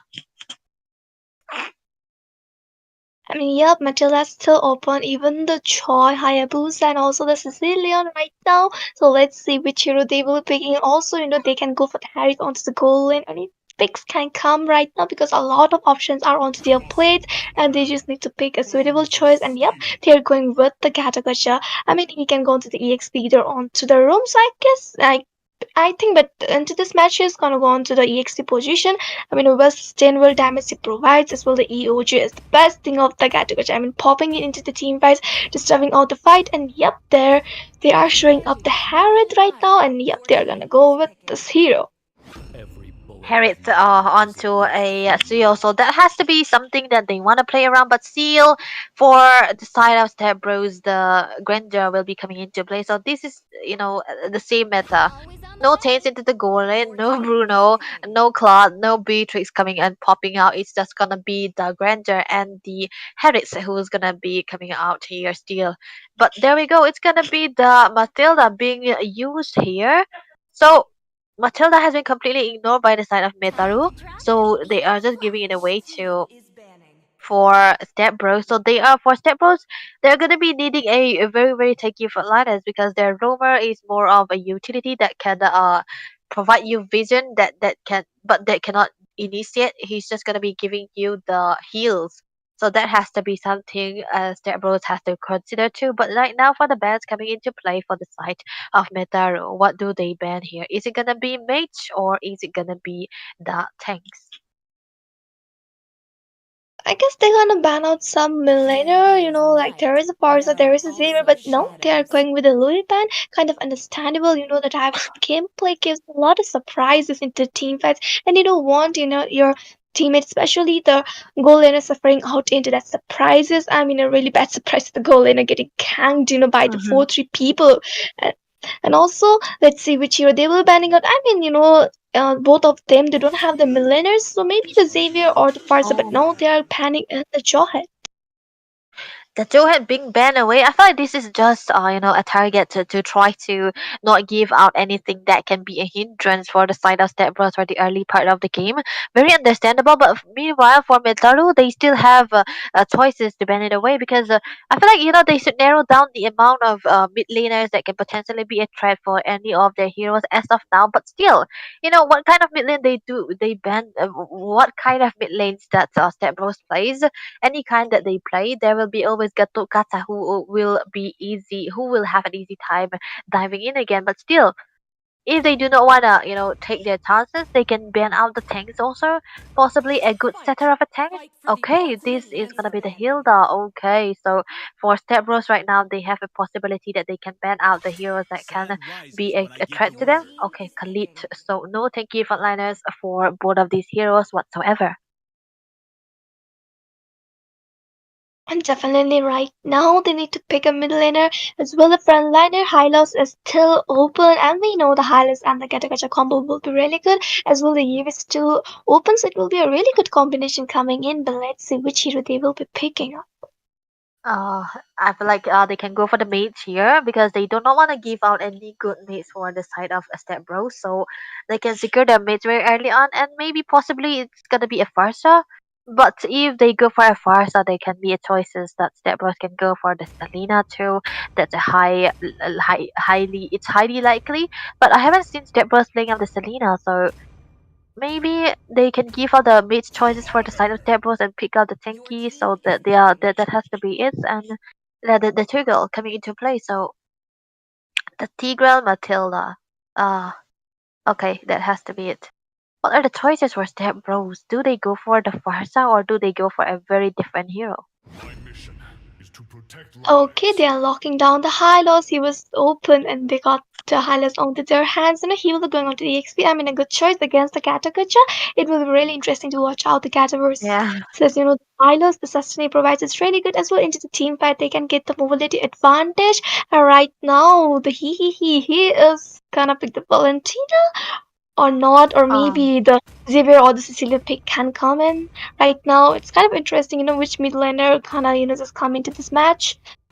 But yeah, Sicilian is Cecilia. open and he's locking in with the vampire guy. I mean, it's already a nighttime, so of course the vampire needs to come out. Yeah, nighttime, the vampires sign. So we are gonna be seeing he onto that Sicilian. Maybe he possibly loved those early game mazes, but it's gonna be different this time around because they have a tanky frontliner and a healer onto their side as well, and a hero that's gonna be needing that early game very very much. But for Mitaru, they do have a choices. I feel like they can go for the Farsa here.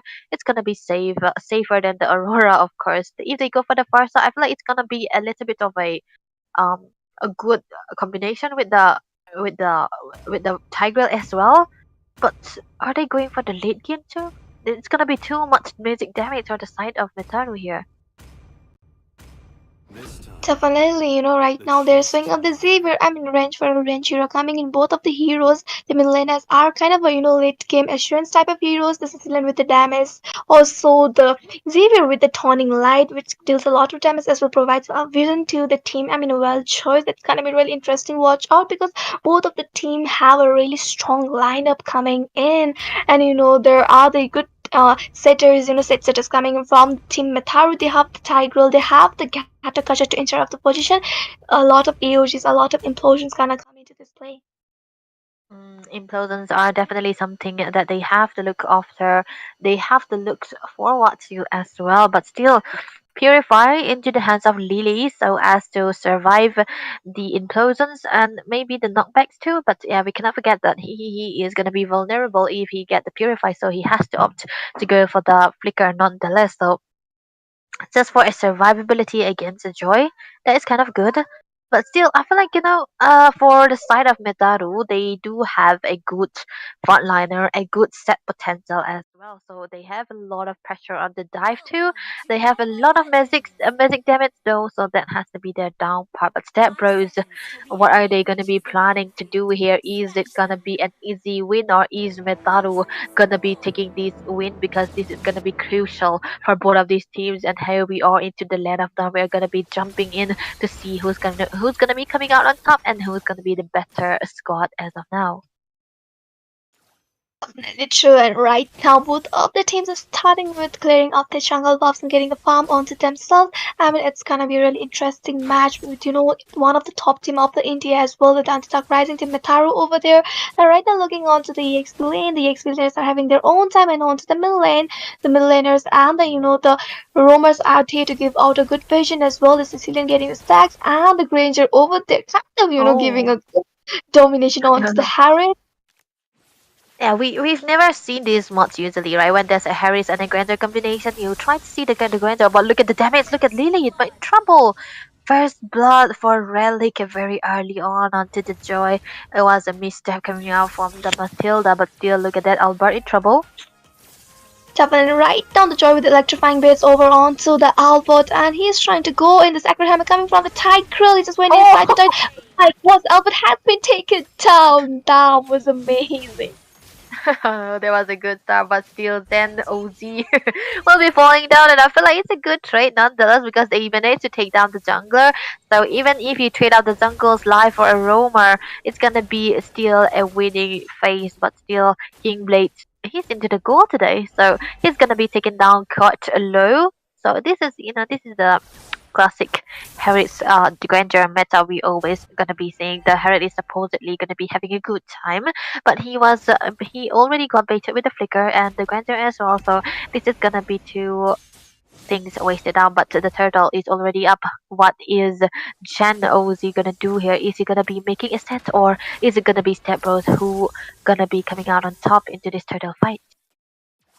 Definitely, and right now, just looking onto the river area, the team Steppers are trying to get the river control onto their hands as well. The Katakasha is present out there, and the Joy also, kind of ready to come in as well. We can see the Tiger coming in, is trying to, give the vision as well, trying to get us set. Right down the Suyo is over there as well. The Joy coming with the electrifying base, the AOG popping in as well. The Glowist pathway, the Tiger getting killed onto the Alba. The Hylos with the Ring of Punishment over there onto the Tiger getting shut down by the Elo as well. The turtle has been stolen up by the team Metaru. Oh my God, the circling eagle is onto the play but not landing onto the Metaru. And right now the team Stepros as well, the Metaru are falling back. All wins for Metaru, kill wise, goal wise, objective wise, they are gonna be having the lead. But still, we cannot forget that this is Tabros we are talking about, and if they are gonna be having the clapback potential that they usually do, they always have a find for ways for a comeback. So we cannot forget this is gonna be a game of discipline as well. But Metaru playing so good onto this Joy. I feel like Relic has been doing such an amazing performance onto the Joy. Wherever he's rotating, he's kind of always setting up for a good set and a good kill, always gonna be there. So we have to look out for this guy. On top of that, Gen OG always giving and providing vision, and he's not stopping here this one, and he's always staying together with the team and always showing where their people are. But look at that, the dive. Right now, the Joy is trying to dive, and as well, we can see the Katakos initiating some team fights into the middle lane. Sicilian with the bad piece over there onto the Tycho, getting a lot of damage onto him as well. He getting caught up over there. Oh my God, the EOG popping as well. The circling kill onto Tiger, the reverse puppy popping in, and he getting the kill onto Zed. Oh my God, as well, the Katakos has been taken onto our front liners, and Harry is joining the team fight. But oh no, the Joy going with the electrifying bits onto the Matilla, but the Joy will be getting the shutdown by the Albert. Oh my gosh. Oh, that was a good read coming out from Metaru as well. They were able to maneuver around this map, but still Step Bros coming out on top, able to turn the tides around. 5 kills under the hands and catching up to the goal, and they are actually the one who was having the goal lead as of now. So this is gonna be kind of a breathing moment for Step Bros. So maybe they can do their thing as of now. But look at that, Jen. He's trying to look for some kill, but he is gonna be baiting out the resources. That is the bats freeze for the side of he so Step Bros, they are 1 resources down, and they're trying to take for the turtle here. Definitely, and right now Tigers is giving him the vision. The circling eagle from the Matilda, AOT popping as well. The gross pathway right now. The really creates the turtle for himself. Oh my god! But the Tiger will be getting the shutdown over the Joy with the rhythm of just dashing over there. The Elu solo onto the HP, and the team Step Pros will be falling back. Oh, there was a misplay for the Sun Step Bros here. They weren't able to get out though to the turtle, but still I feel like they for Mitaru they literally made a comeback with the goal as of now because they were able to secure the turtle, so narrowing down the goal lead that Stavros already did for them. So this is gonna be a little bit of equalization on their part as well, so a very good sets coming out for the Tiggle. So you know what, you have to keep an eye on this Tiggle. He has been making all the good sets and able to take down onto the best possible members time and again. So this has to be something that we are Step Bros has to focus on and just try to give out the vision onto the Tiger and not make him sad. But the problem is who's gonna be stopping him from making all the sets, because all I see is that Hilo is being stuck in the lane and Bastilda hasn't been able to do much onto the hero as well. I mean, yes, that's the thing. And Tiger just in every single team fight, kind of distracting out, kind of zoning out. That is a really beautiful type coming, like coming from that rumor. Also into the total fight, he was there to distract out, and right now into the river area. The Highlands is there to give the vision as well. The Matilda and the Tiger over there going in the gross pathway coming in from the Highlands as well. The EOG popping in onto the Elu as well as actually Eagle. The Sicilian has already taken down the Tauntlet coming in from the Xavier. The Highlands with the punishment over there so low onto the HP, he needs to fall back. Oh, there was a lot of massacre right there onto the bot side, but still a good compensation coming out on top side, because for Albert, he knows that he won't be able to reach on time to try to go into the backlines as well. But look at the stun coming through. Definitely the dawning light has already popped in by the Xavier into the middle as well. We can see the neutral objective has respawned into the river area. The turtle dance has been started by the team Cyprus as well. The Gatakasha is over there giving the vision as well. The Tiger trying to come in, but no, the Tiger won't be able to go there as well. Suckling Eagle coming from the Matilda as well. The glorious pathway popping for the mobility, taking down the Tigrel. Oh my gosh, everyone is on to that Gatakasha right now. The dawning light coming in, but no, Gato will be surviving out. Oh my god, that was a really close call for him. Yeah, there was a very good usage of the AOZ as well, but still, look at the stun coming through. Ricky, yeah, really not Ricky, really just trying to dive in a little bit, but still he was able to survive that. A good slick coming out from him, but look at that, he might be in trouble, taken down by King Blade onto the Grandeur. So yeah, that was a good call, but look at the bot side, they might be still something here. Look at the implosion. Definitely, we can see the implosion as well as Sacred Hammer coming from that Tiger. The gross power popping in, the lady getting the kill onto the Tiger, and right now it's not a good thing for the. Oh my god! Oh my god! Took it so long to be double killed by the Matilda. The Xavier needs to fall back as well. The Harry. Oh my gosh! Both of the front line is getting melted down by the Step Bros. That was a good call for Step Bros to try to look for something like a tower when they were able to learn that they have more members for the side as well. And kudos to Albert to doing all the macro playstyle and always forcing one of the members for the side of Metaru to try to clear up the top lane so as to give them the better team fight composition. With one less member, they are able to perform quite well. So this has to be a some kind of strategy that they are working out on. But look at that, so there might be something on the top side. Definitely the implosion coming from the Tiger, only taking away that minions as well. The glorious pathway popping in by the Highlands, giving them mobility right now. Harry using that chrono dash to survived out. Oh my gosh, a lot of damage coming in as well from the Sicilian pathways onto the Gato Kacha, and the choice is coming out from the situation, and no kills has been taken down. But right now again the Tiger going with the Sacred Hammer onto the Highlands, and the Highlands has been taken down. The Granger with the Rhapsody over there, but no, we can see the Joy going in, and it was not the Joy, it was the Hyde going in, taking a double kill onto the King Blade. These and doing a really good job with the flicker coming into play into the on top of that, the Zaman Force on top. That has to be the Terry on top. But look at that, the damage coming out from Dejan. Definitely right now we can see another team fight breaking in into the river area. The cat just giving a lot of stuff and the Hyde getting another kill onto the Sicilian. The Hyde is online. He's dealing a lot of damage as well. The Lord Dance has tapped into the river area as the members of the Step Bros are not present. The gross path, they're popping in as well, the Ring of Punishment. And the Suyo trying to, go in, but no damage coming from the team. There is so much as well. The Metal over the Circling Eagle over there. The Turning Light coming in from the Xavier. The Gatagaza has been taken down. Harry dealing a lot of damage, taking down the Albert. The Zaman Force deals a lot of damage onto him as well. The Relic has been shut down by the Granger. The Tiger is solo onto this as well. The Turning Light coming in from the Xavier. The Granger solo onto the HP. And Hyde trying to, get that kill. But the Matilda with the guiding wind over there. Oh my god, the Granger has been taken down by the Hyde as well. The Circling Eagle taking down the Tigrill. The Hyde is not stopping there. Cement Force. The Chrono Test just, dropping in from the Hyde, getting the double kill onto the Cecilia. The Matilda is there as well. The Highness with the Ring of Punishment. And the Hyde will be getting the shutdown as well. The Gross Pathway has already used and the Xavier needs to fall back. Matilda trying to chase him, but no, she will be falling back as well. The Lord is marching from top lane. What a good gameplay coming out from Dizin onto that Harry there. He was able to maneuver around the map and even not get poked out by any of the skills coming out from Step Bros as well. And King Blade did kind of make a mistake just trying there with the guiding wind and in front of the Harry. So this has to be a foot, at this serve on a silver platter for the side of Tijan. Unfortunately for him, into the end of the team fight, he wasn't able to regain his mana back, and that has to be stopping him. In Ilu was able to take him down onto the skirmishes, so that was the first set down, and already he gotten the Holy Crystal, so that means he's gonna be staying into the team fight as long as possible, and he's on the way to the concentrated energy too, so another healing potential spell them for him on top of that. This is gonna be a hard play to stop the Harris on, because he's gonna be always healing out, and the more the team fight composition stays still, the more he's gonna be healing. So this has to be something Step Bros has to look after. But look at that, the fight.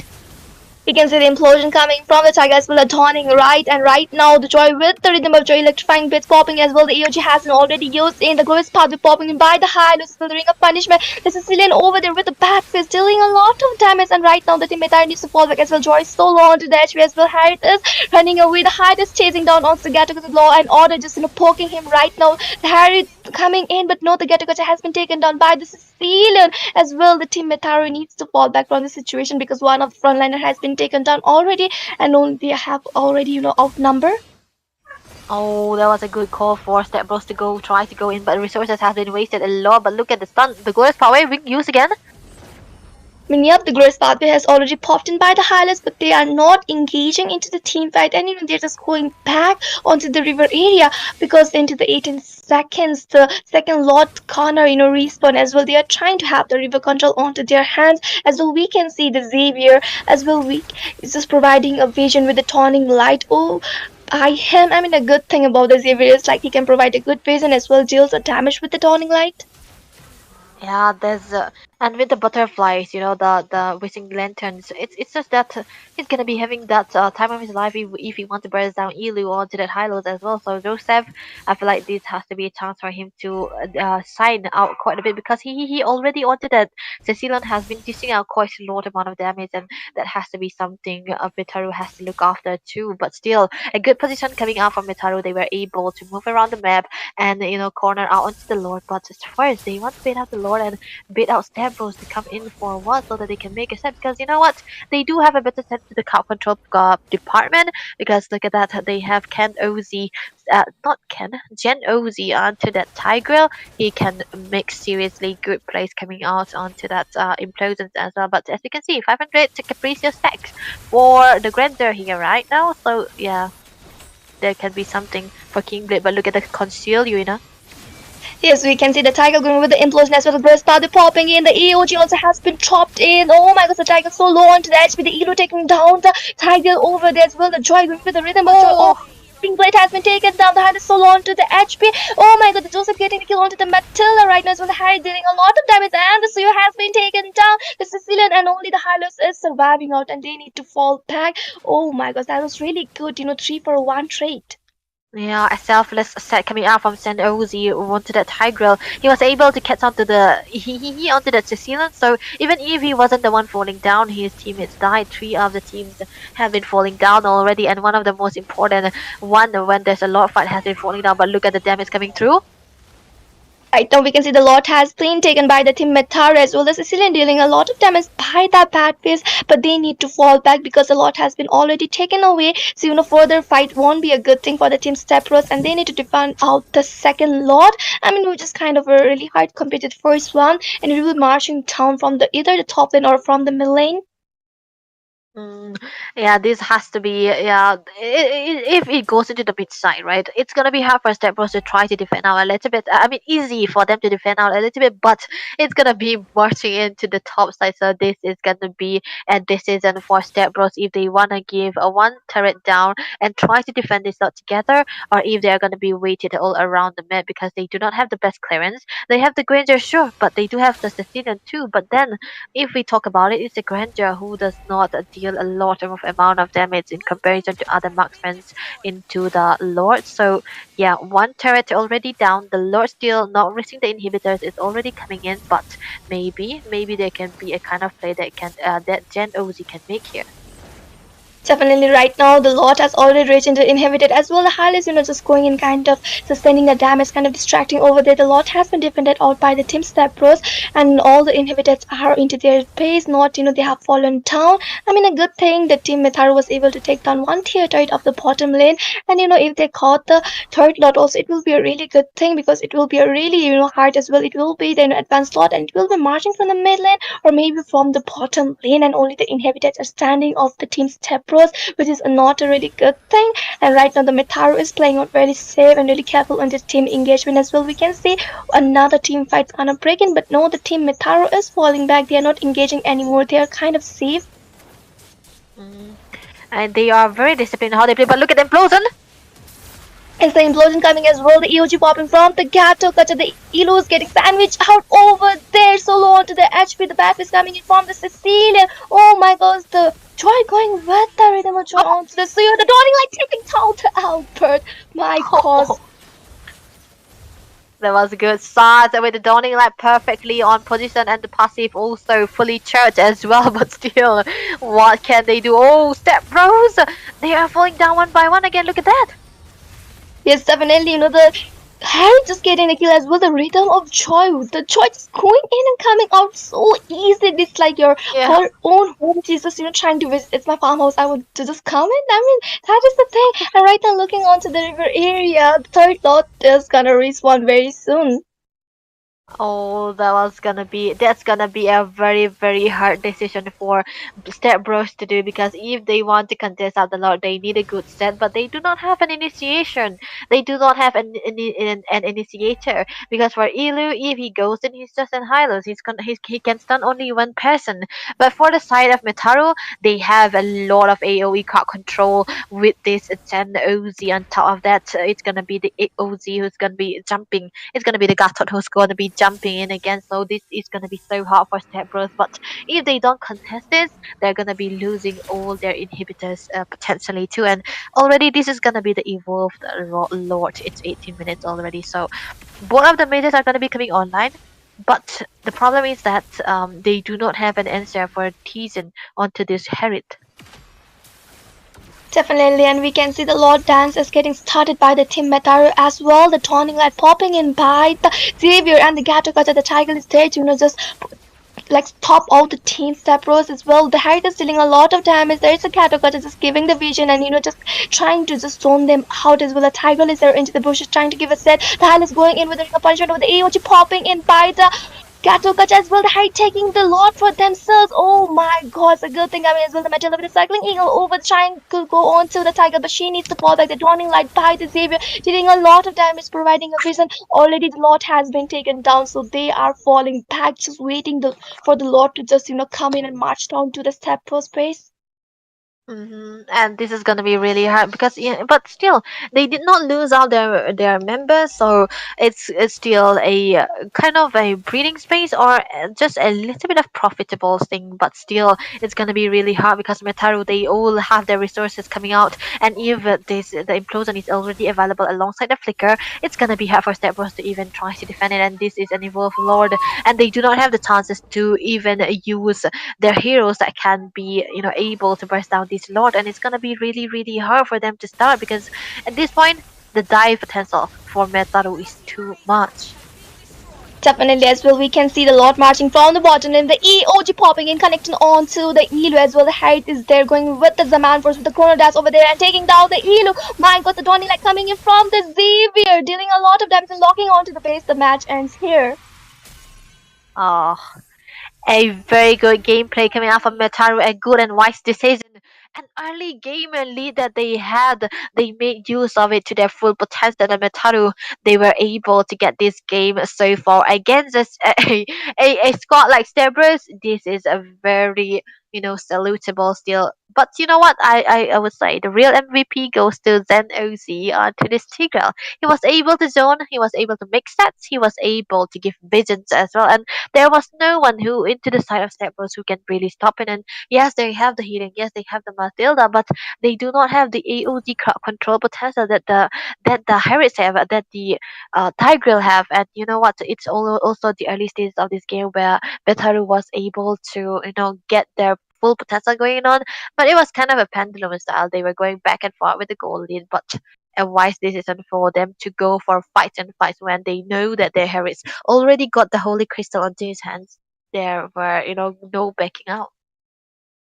Yep, the match was really interesting. The team Metaru played out so well. That was so amazing. The coordination as well. They have a really good setters coming. That is a Tiger as well. The Katakacha coming from the CC as well. The Harry dealing a lot of damage as well. The Choi going in. I mean, well played out by the team Metaru. And ladies and gentlemen, it will be the last for tonight. And we are gonna sign off for today. And let's just meet tomorrow. So good night, everyone. Sleep well. Bye bye. Take care.